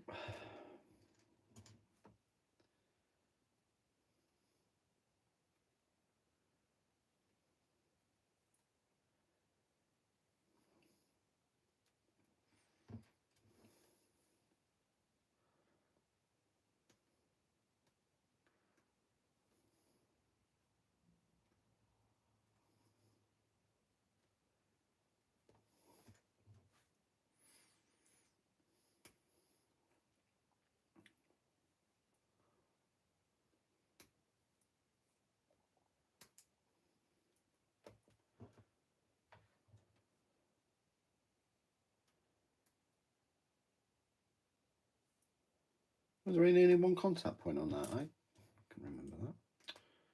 It's quite quick. I might replace the blade in a mo.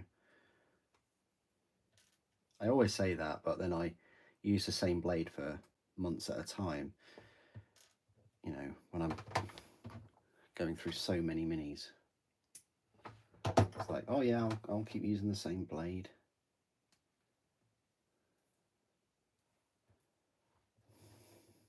And I've got like hundreds.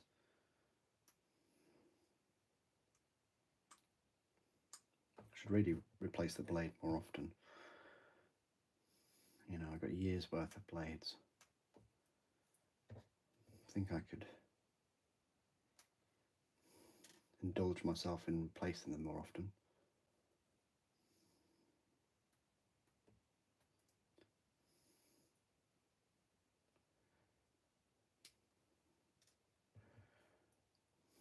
Just got the dozer blade pieces to prepare.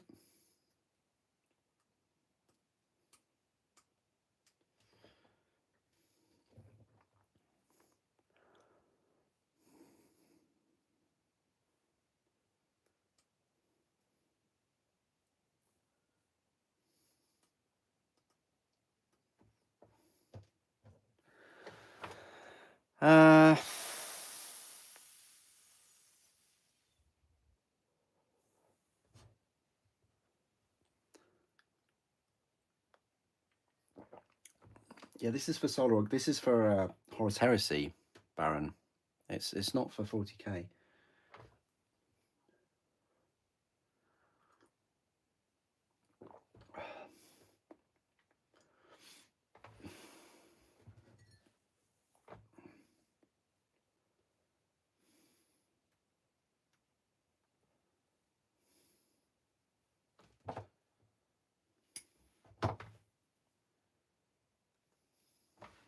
Right. Yeah, just take these off.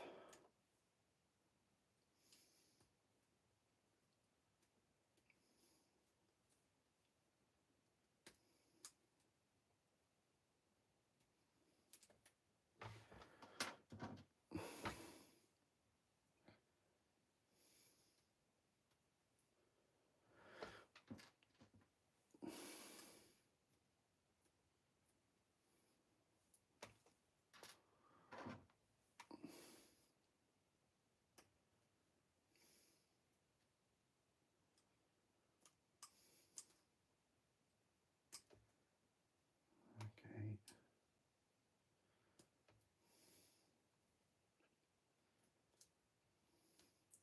These.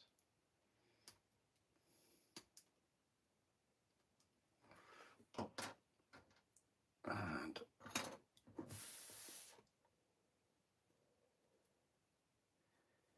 yeah, like 16 pieces per.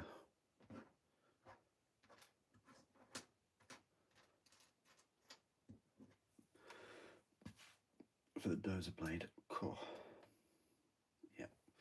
I think I've got them all down? Yeah, I have. Yeah, cool. It's a few pieces more, and then we'll start with the filing.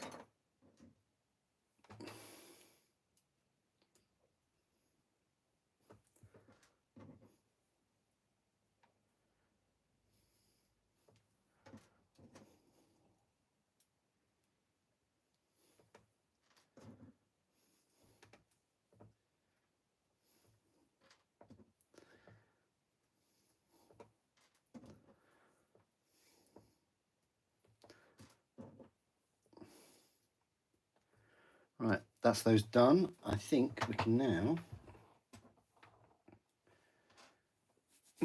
start. Let's see if this has stayed in place.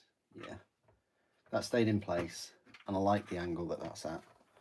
It's not 90 degrees, and it's not aimed really far up. It's just, yeah, it's a nice angle.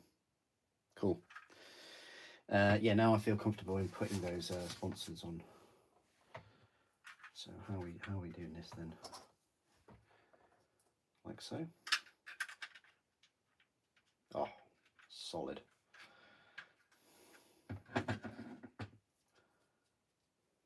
Now this is the moment of truth. Do they think you will need to magnetize them, or yeah, they're not gonna push fit in? Yeah. So what I'll do is I'll actually glue them on now.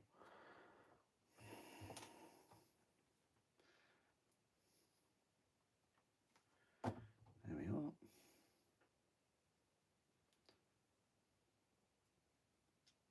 Oh, sugar. I said I was going to treat myself to a cheeky drilling. So let me go find my drill, which I thought was up in here, but it's not in there. So where's it gone to then? Oh, there it is. Some Krieg were protecting it. It's fine. I think this is going to be a bit too big, but we'll persevere. Yeah. I wish I had a smaller millimeter drill bit, to be fair, but this is just what I've got. Oh, this is going to be tricky.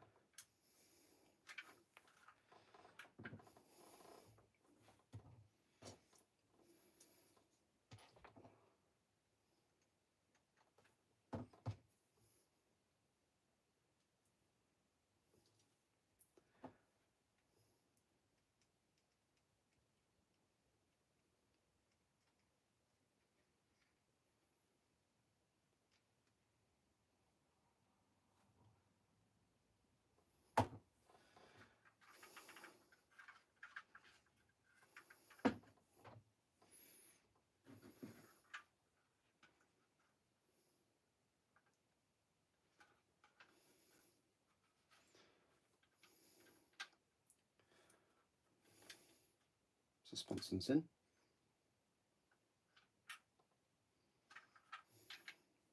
Like fire.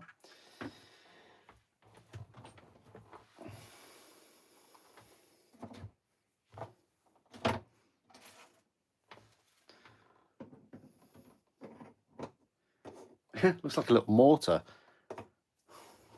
There you go. Put that next to next to the artillery team.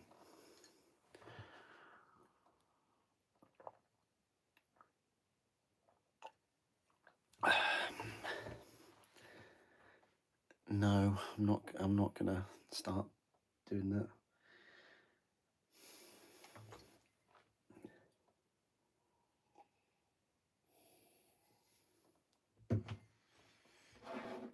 Right, so let's get these sorted. I need to sit closer to the desk to be fair. Right. Okay. Okay, right. Just need a bit more preparation.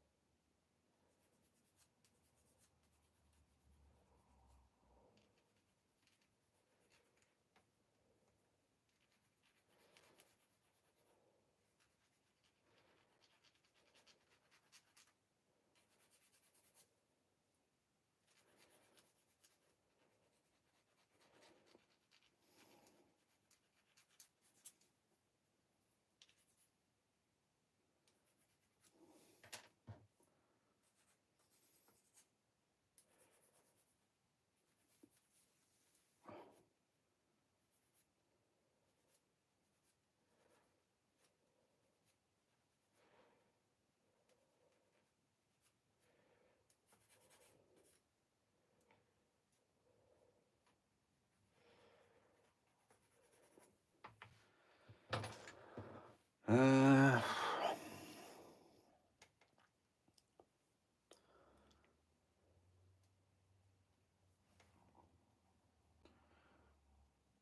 think that goes on like that.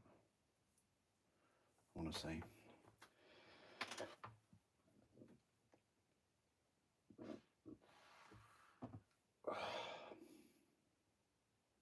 Yep.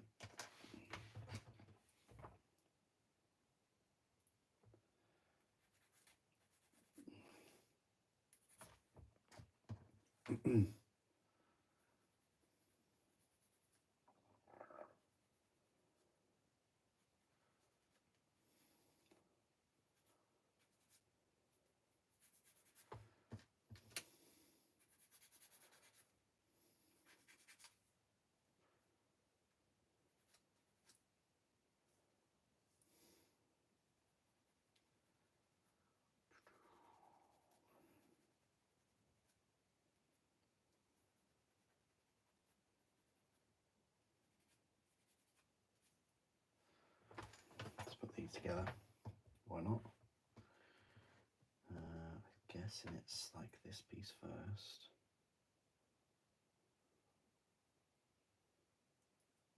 Oh, how does this? Is it like that? Yeah, I think it's like that. Don't even know what this bit is.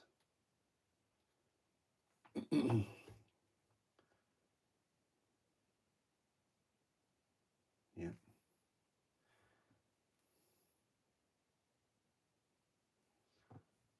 And then maybe this just goes on like so.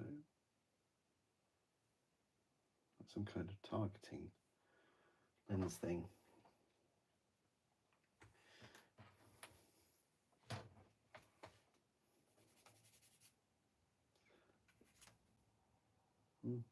Right, no more lines there.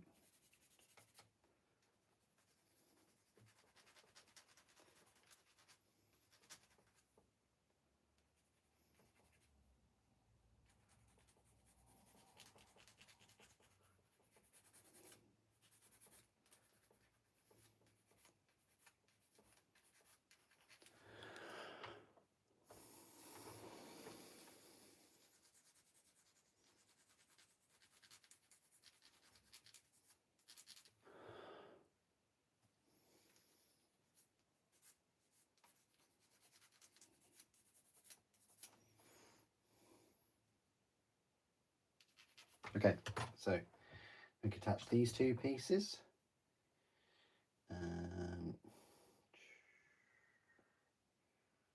Like that. Oh wow, cool.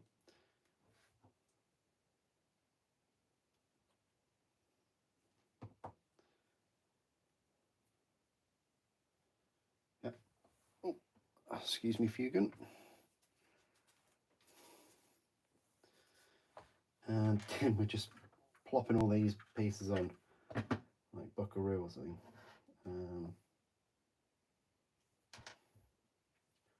So this targeting thing goes on this rail thing here. All right, I get you. I get where that goes.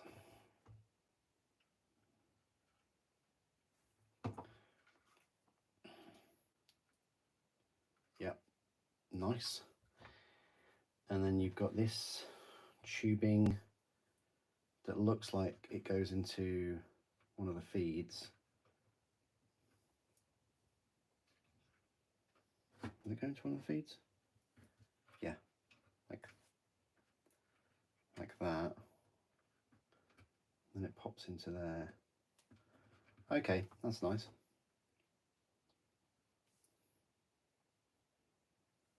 So I'll just replicate that, put that back in there. Great. So that attaches there. And then you've got this system. Oh, interesting. So I wonder, it must get its fuel for it directly from the thing at the back. Nice. I wish it was more armoured though. Seems a bit vulnerable. I mean, there it's armoured, but the actual tubing itself, it just sort of like, oh, we'll put tubing all the way up to there. Right, so that's great. So now it's just these tracks to do, which are always a bit, can I do all these tracks in half an hour? And the dozer blade. Oh, I don't know about that, guys. I don't know.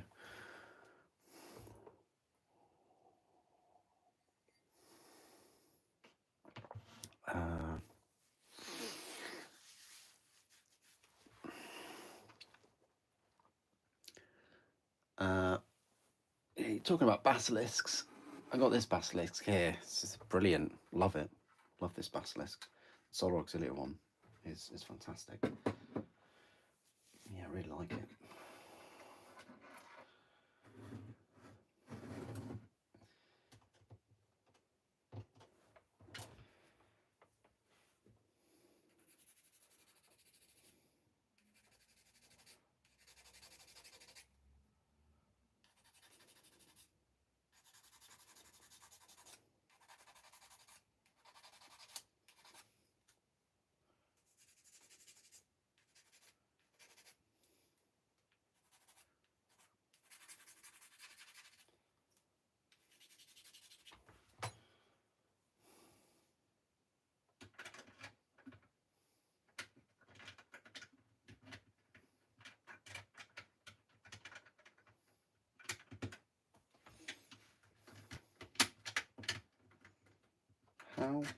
How does this go up? Okay. Thinking it goes on like that.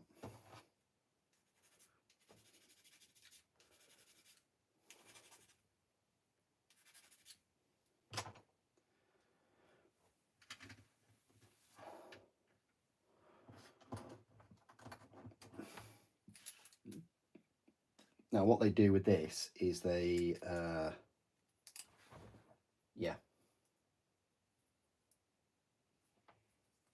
they kind of glue the tracks into this armor plate thing. Track protector.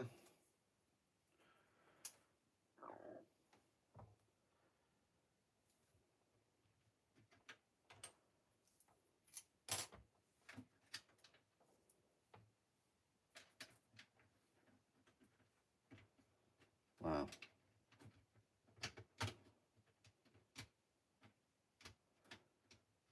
That's quite annoying, isn't it?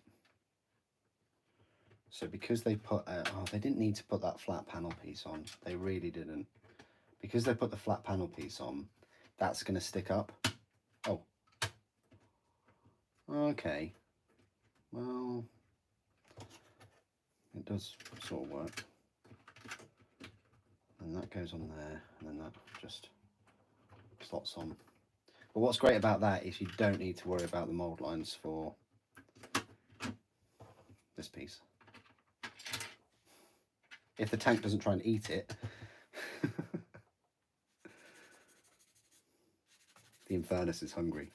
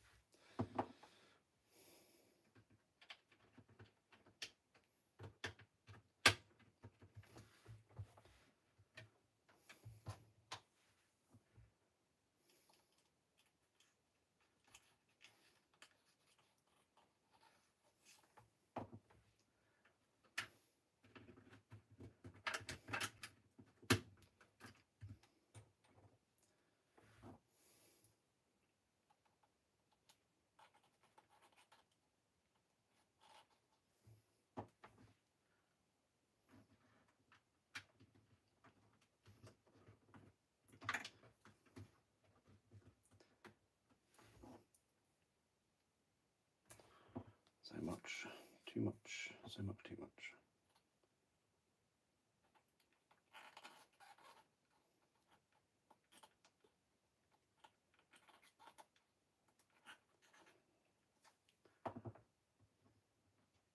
There. Oh, why? Why and how? Where did that come from? Honestly.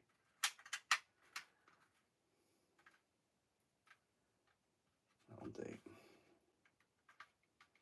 So, see if we can polish that out a little bit.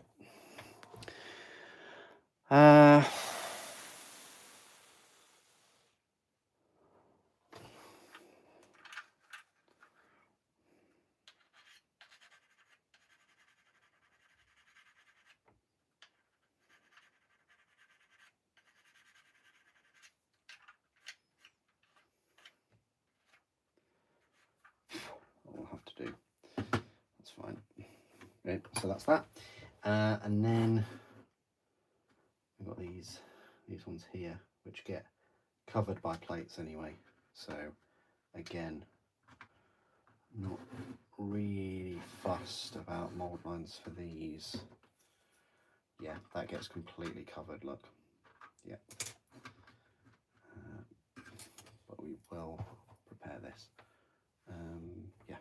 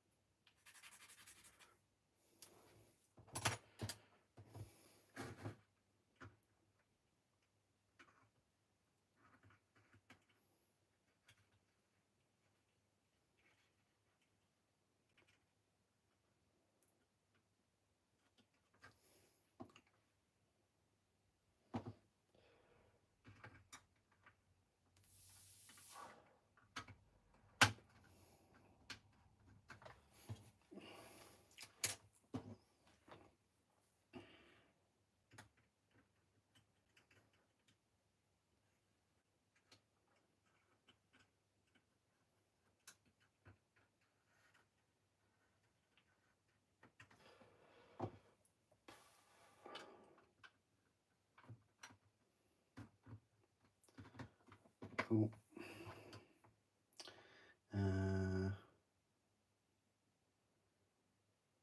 Okay. So this time there isn't a section to go on. That's interesting.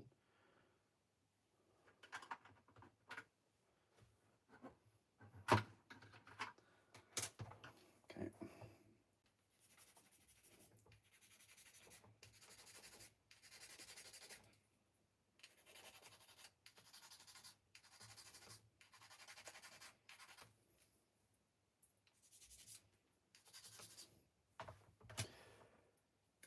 Cool. Right. I can put these on then.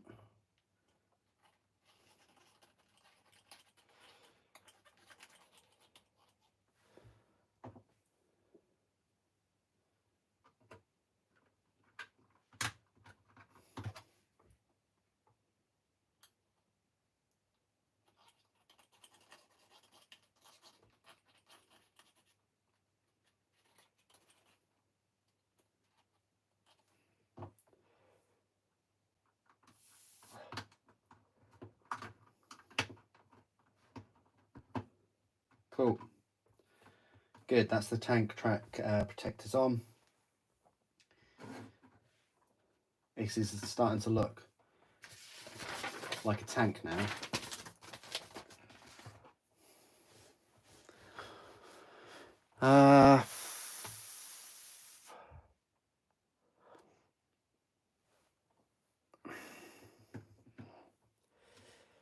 Right. So let's put the hatches on. Or the hatch.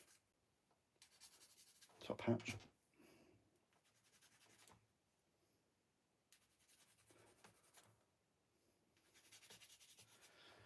Right. Should go on quite straightforward. And the curved part is at the rear. Yeah, that makes sense.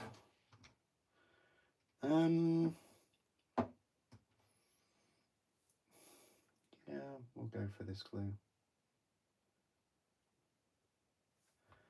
Try not to get it everywhere.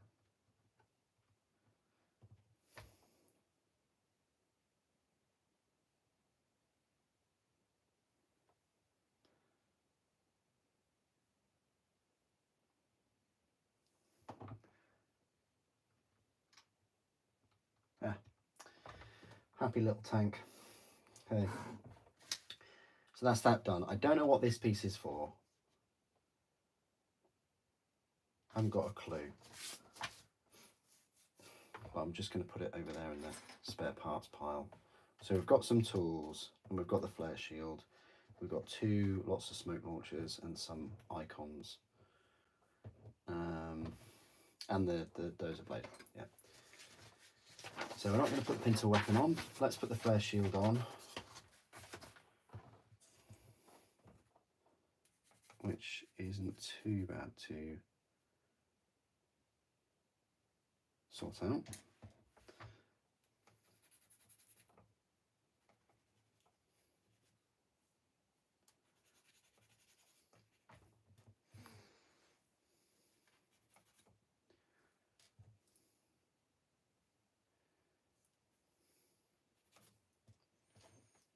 We'll clean up the smoke launchers anyway.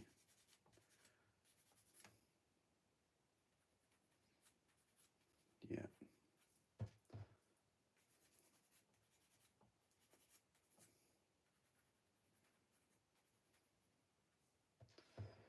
And these icons. Not really sure where to put them. I'll have to look at my other tanks to see where I put them on those. Specifically the Malcador. If I go grab that Malcador off the shelf.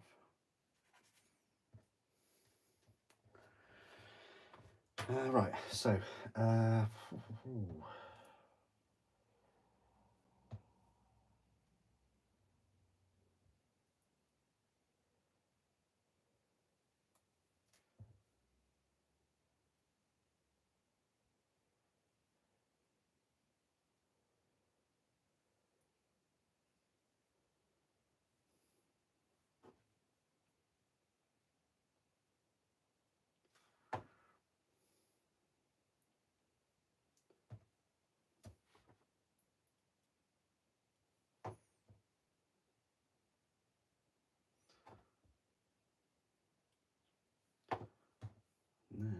that just pops on there, I think. Best if you put the glue on the inside.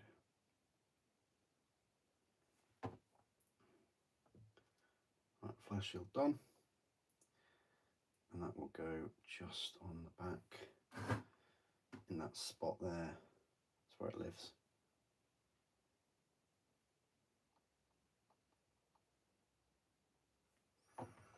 Right about there.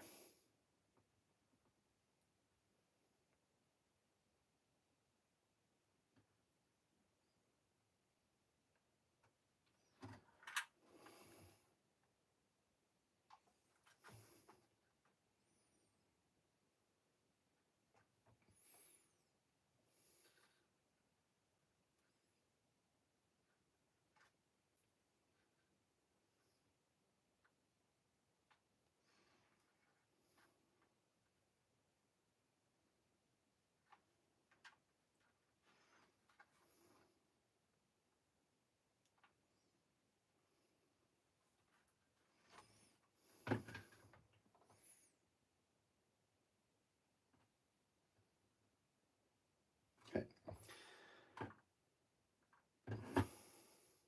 Cool. Let me just go get that other Malcador.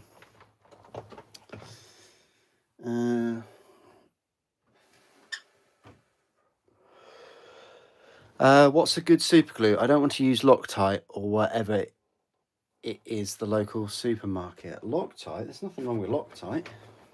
Loctite's very good. I use Loctite. I use Gorilla Glue, Gorilla Super Glue. For the bigger models, I'll use epoxy. Sets in 5 minutes. I mean, I've used epoxy for the joints of the Titans, and they're still standing. So, my first ever Titan, I used Loctite, I think. I don't know whether it was the not the gel. Don't go anywhere near the gel stuff.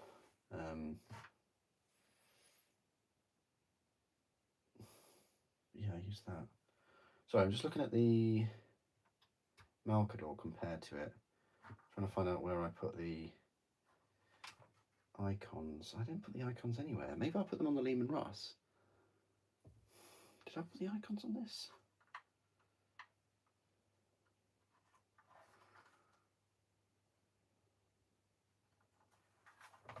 No, I didn't put a single icon.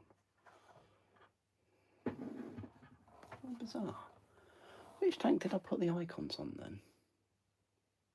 Oh, I put it on the Lehman Russ here, on the back. Can't really fit them there.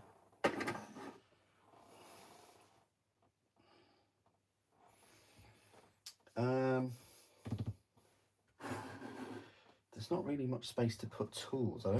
I don't want to cramp a load of tools and things on these edges. So we're going to leave the tools. Yeah, I don't really want to cramp them out. So we've got the dozer blade to do, but then there's also... So they put icons on the...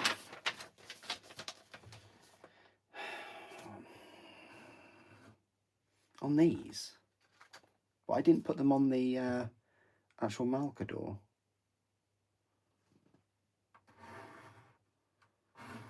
And they put an icon there. All right, I'll put an icon there because that does look a bit blank on that space. Oh man, you have to put the searchlight on because there's a gap. I did not foresee that, but I will be putting this icon on first. Rest of the icons, no.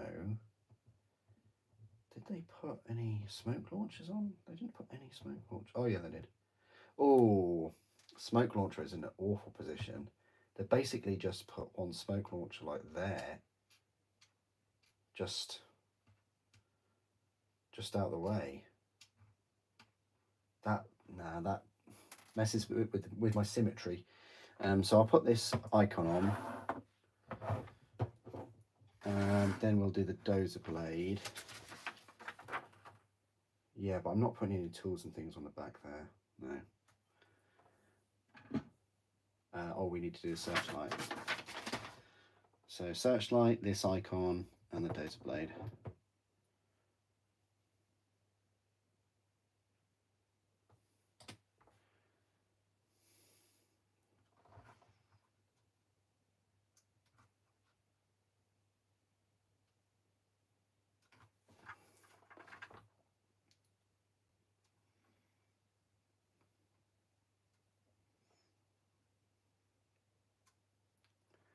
That's about as symmetrical as I can get.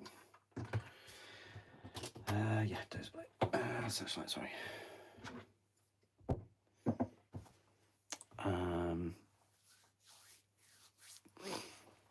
Yeah, epoxy for resin, yeah. For the big models, yeah. A8 and A9. A9,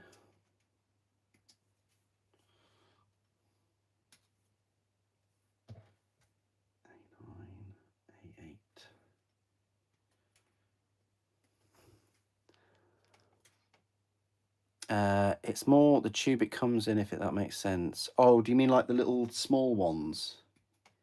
Yeah, they have their uses, but I mean, some people can use them for models, but I know which ones you mean.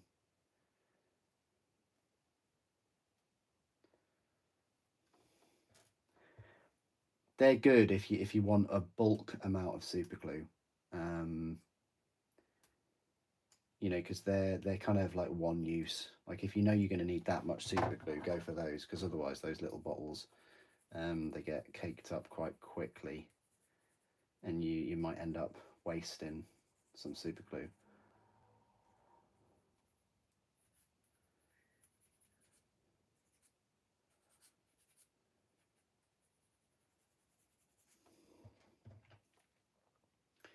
I use the super glue with the brush sometimes as well for like the really small models, but you've got to be really careful with them, especially if you clean your models like I do and file them, because the brushes can get caked in like this dust or the resin dust.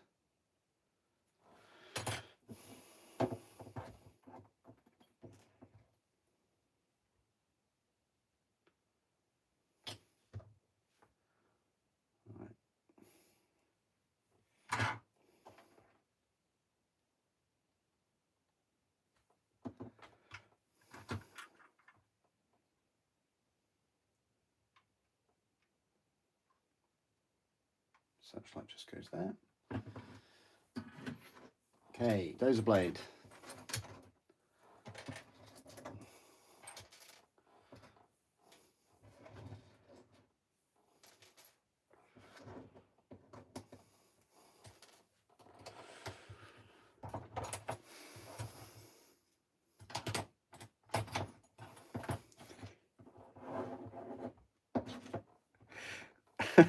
It's not the new resin kit.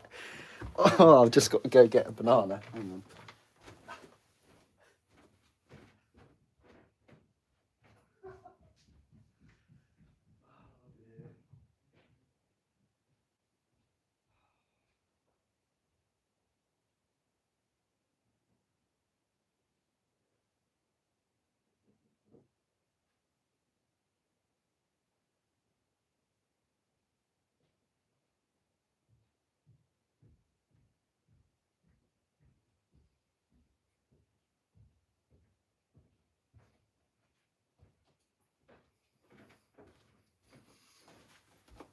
All right.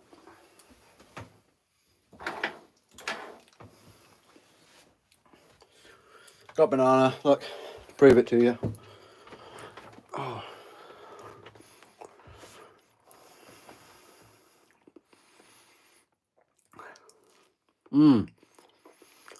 Yeah, I agree, Moxitron. I agree.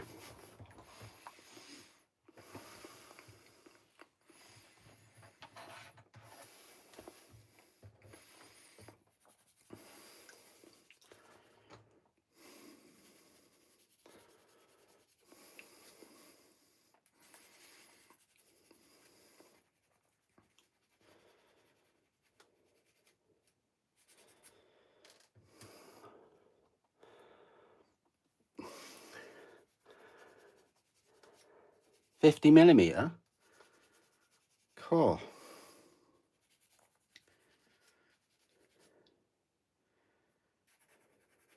I think so. I don't know, is it 28.5mm scale?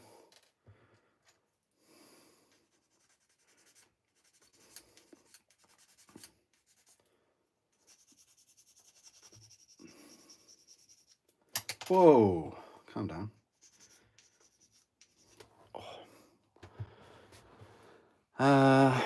Read somewhere the models are bigger. Well, yeah, if you look at the Joy Toy models, there's some pretty cool Joy Toy models now.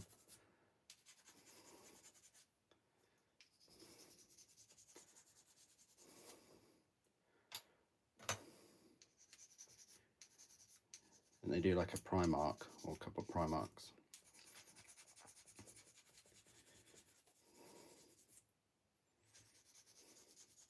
I saw on Instagram, I think it was, that they were having a game, a battle with the Joy Toy models as like standard troops on a big board. Look pretty funny. Kind of reminds me of them playing Adeptus Titanicus, but with like full size Titan models.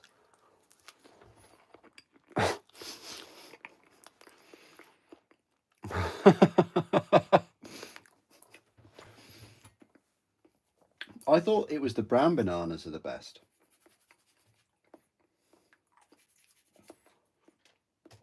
Because they've got like lots of sugar in them.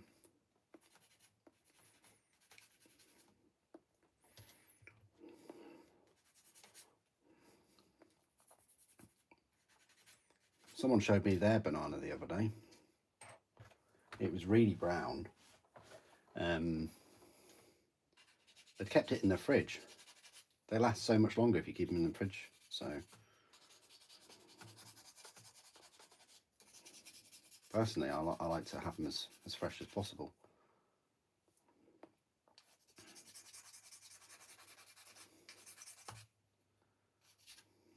I don't know, maybe I'm just not used to looking in the fridge for a banana.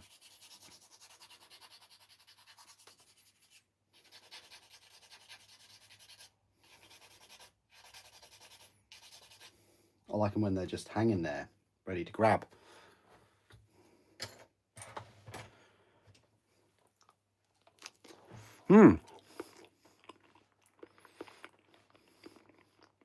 Green? No, they're not ready. They're not ready at green. They're too hard as well.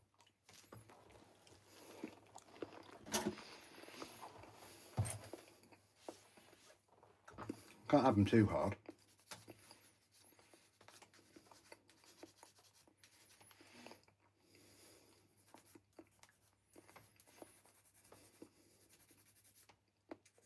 I'm just having a banana now, sorry for being rude, but I've got to go out straight after this, so.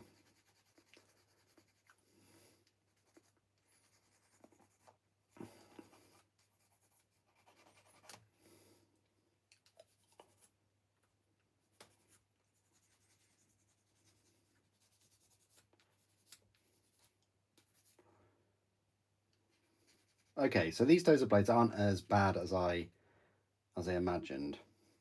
I thought that they were quite annoying.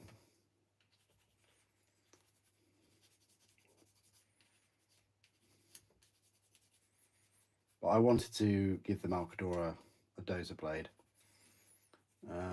Seeing as I'm definitely not going to put one on the Valdor. Although you should really, because its neutron laser's only 36-inch range. It's almost las gun range. Some bolt rifles are 36-inch range, aren't they? Or are they 32?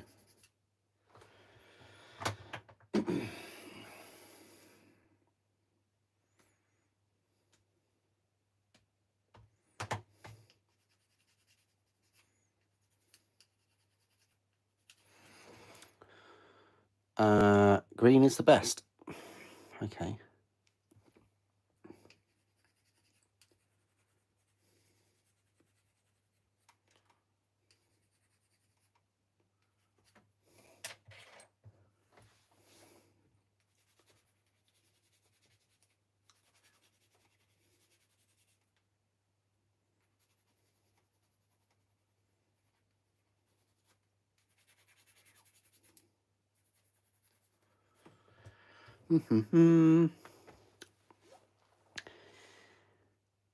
Yeah, you're right.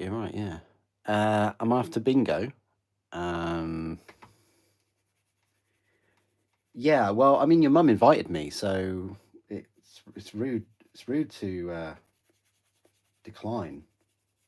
I mean, your mum does offer a lot, but you know.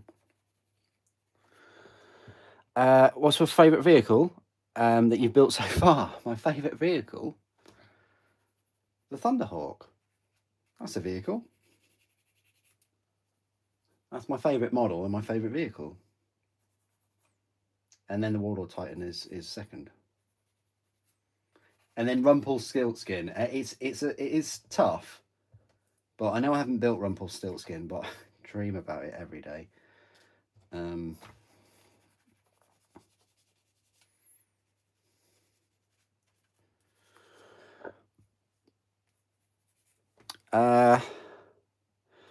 You need to head out in a sec. You're going to karate. Oh, nice. Well, I hope that goes well for you. I mean, if you haven't done it in so long, is it like a minor comeback for you? Could be.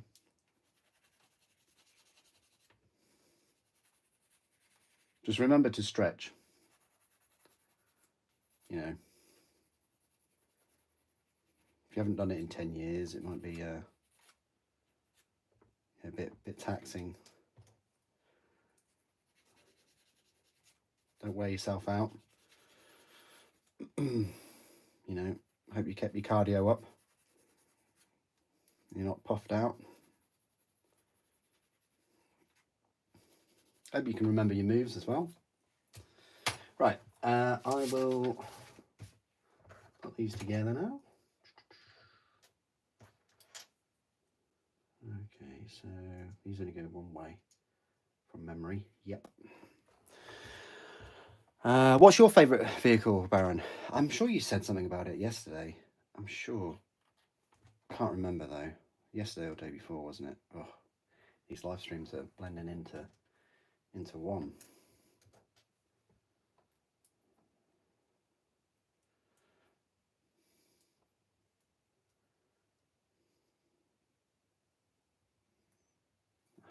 Okay. Oh, that's not good. Saved by my legs.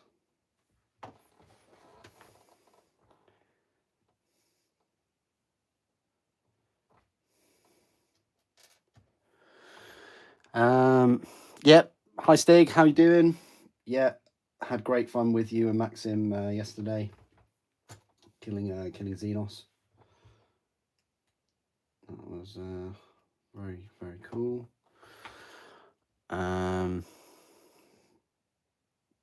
Yeah, wrap up. Yeah, that's a good idea. Yeah.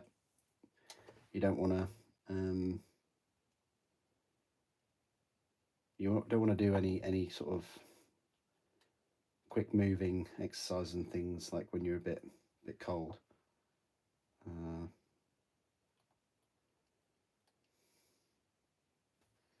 You know, you might pull something if you go straight into it. You really like building the basic Malcador.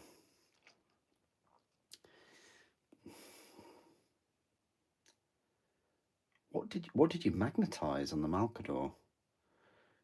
I mean, I'm not a massive fan of the look of the Malcador, and I think one of the things about it is just the physics of it. But yeah, that's good that you really like the Malcador. Yeah, definitely not my first choice though. I'd probably pick a Baneblade over a Malcador.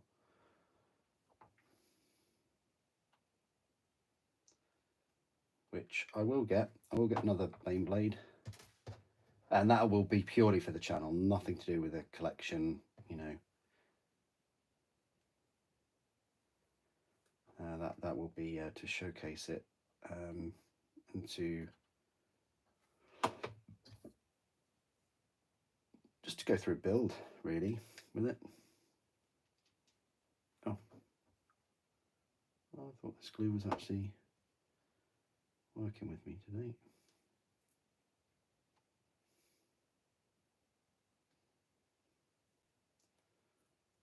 Okay, would you like to affix yourself glue, please?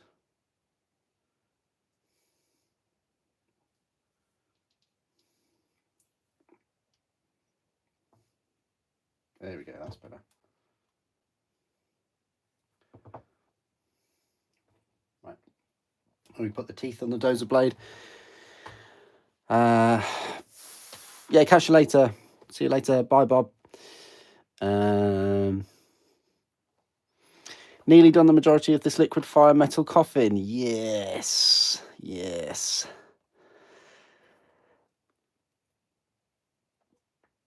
Why would you magnetize the missile? And I mean, maybe the dozer blade. I guess you, yeah. I couldn't have that. You've got a lot of tanks, as you said. I just could not have a lot of those items loose somewhere. I just lose them. You know, I just could not be dealing with that.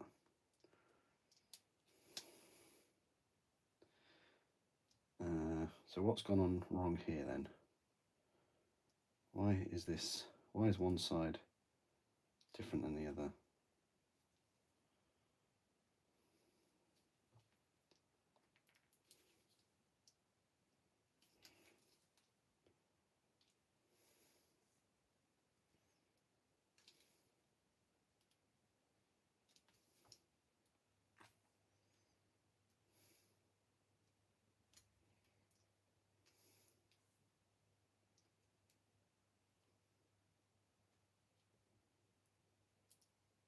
There you go.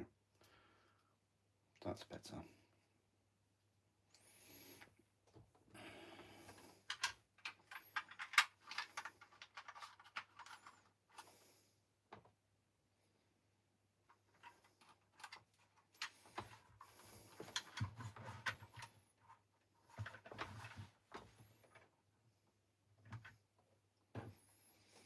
So we've nearly finished this. We'll put the teeth on of the blade, and then I'm off to bingo, apparently.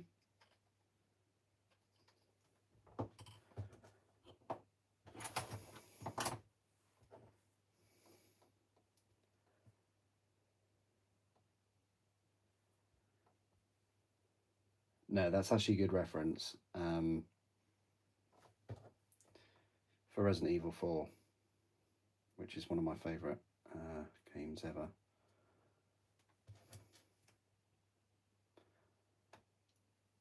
So yeah, I do like that reference.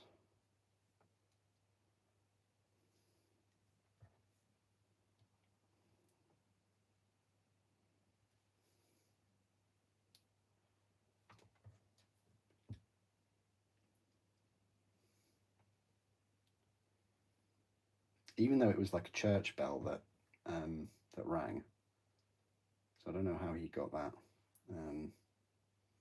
conclusion. I mean, if he said like, "Oh, where's everyone going?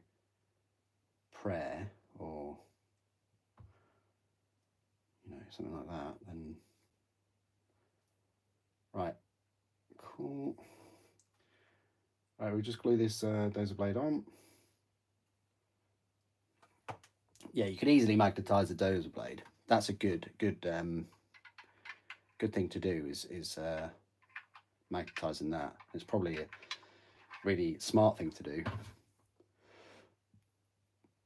in the grand scheme of these things, because it would allow you to paint the underside. But me being me, I always try and play on a harder difficulty. Right, so let's pop that on. There we go. And there is the Malcador Infernus. I always wanted one in resin, and I'm pleased it came out in plastic. because it was on my list to get in resin, but so far down the list of other things to get. You know, so yeah, I'm quite chuffed with the way that has turned out. It's a nice tank. It's a good project.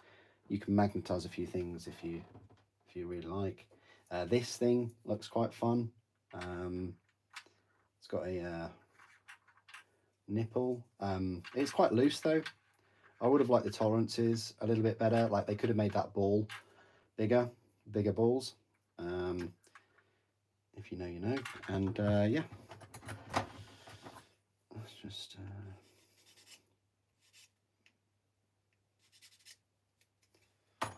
pop that in there just to show you. And so yeah, you don't glue that. You don't have to glue that. It's probably better not to glue it, because if you're around the battlefield and you've got to make space for things, and also it moves up and down, so that's cool. So if you've got a diorama and you want to place it on a hill or something, this is like the key for it. And then that just stays in place as you go along. I think it looks cool with the dozer blade. The dozer blade works with this tank. Sometimes it doesn't. And that is it. So quite a project. You know, that's taken me, what, 2-3 hours yesterday and 3 hours today. Apparently if I'd been using Tamiya extra thin, I would have completed it in 40 minutes. So there is that. But yeah, really nice tank. Kind of looking forward to the tank destroyer now, with its one side sponson. So yeah, it's yeah, surpassed my expectations. Really nice, slim. It works. This is the thing. I think the Valdor will look good too. With a long centerline weapon, this tank works. With the OG Malcador, and you know, it's that turret that just doesn't have a very good traversal. There's a few things on the Malcador that are a bit, whereas this just, yeah, lovely tank, nice addition. That Infernus cannon looks amazing. You know, probably 3 times bigger, definitely 2 times bigger, maybe 3 times bigger, thicker than the Cerastus Knight. So yeah, thanks ever so much, everyone that's joined me. Thank you for Krieg and Maxim. Maxim, you've, oh man, yeah, I appreciate your support, man, and thank you everyone that's sort of tuned in again. Thanks, Revan, for all your questions, and everyone else. And I'll be back soon. There won't be another stream today, but I'll be playing Space Marine 2 hopefully a little bit later on, and I'll try and get back and do a stream tomorrow. It'll either be Eldar or it might be the Thunderhawk, but we'll see. We'll see how it goes. Yeah, once again, thanks everyone for today, and I'll see you in the next one. So thank you for watching. The Emperor protects.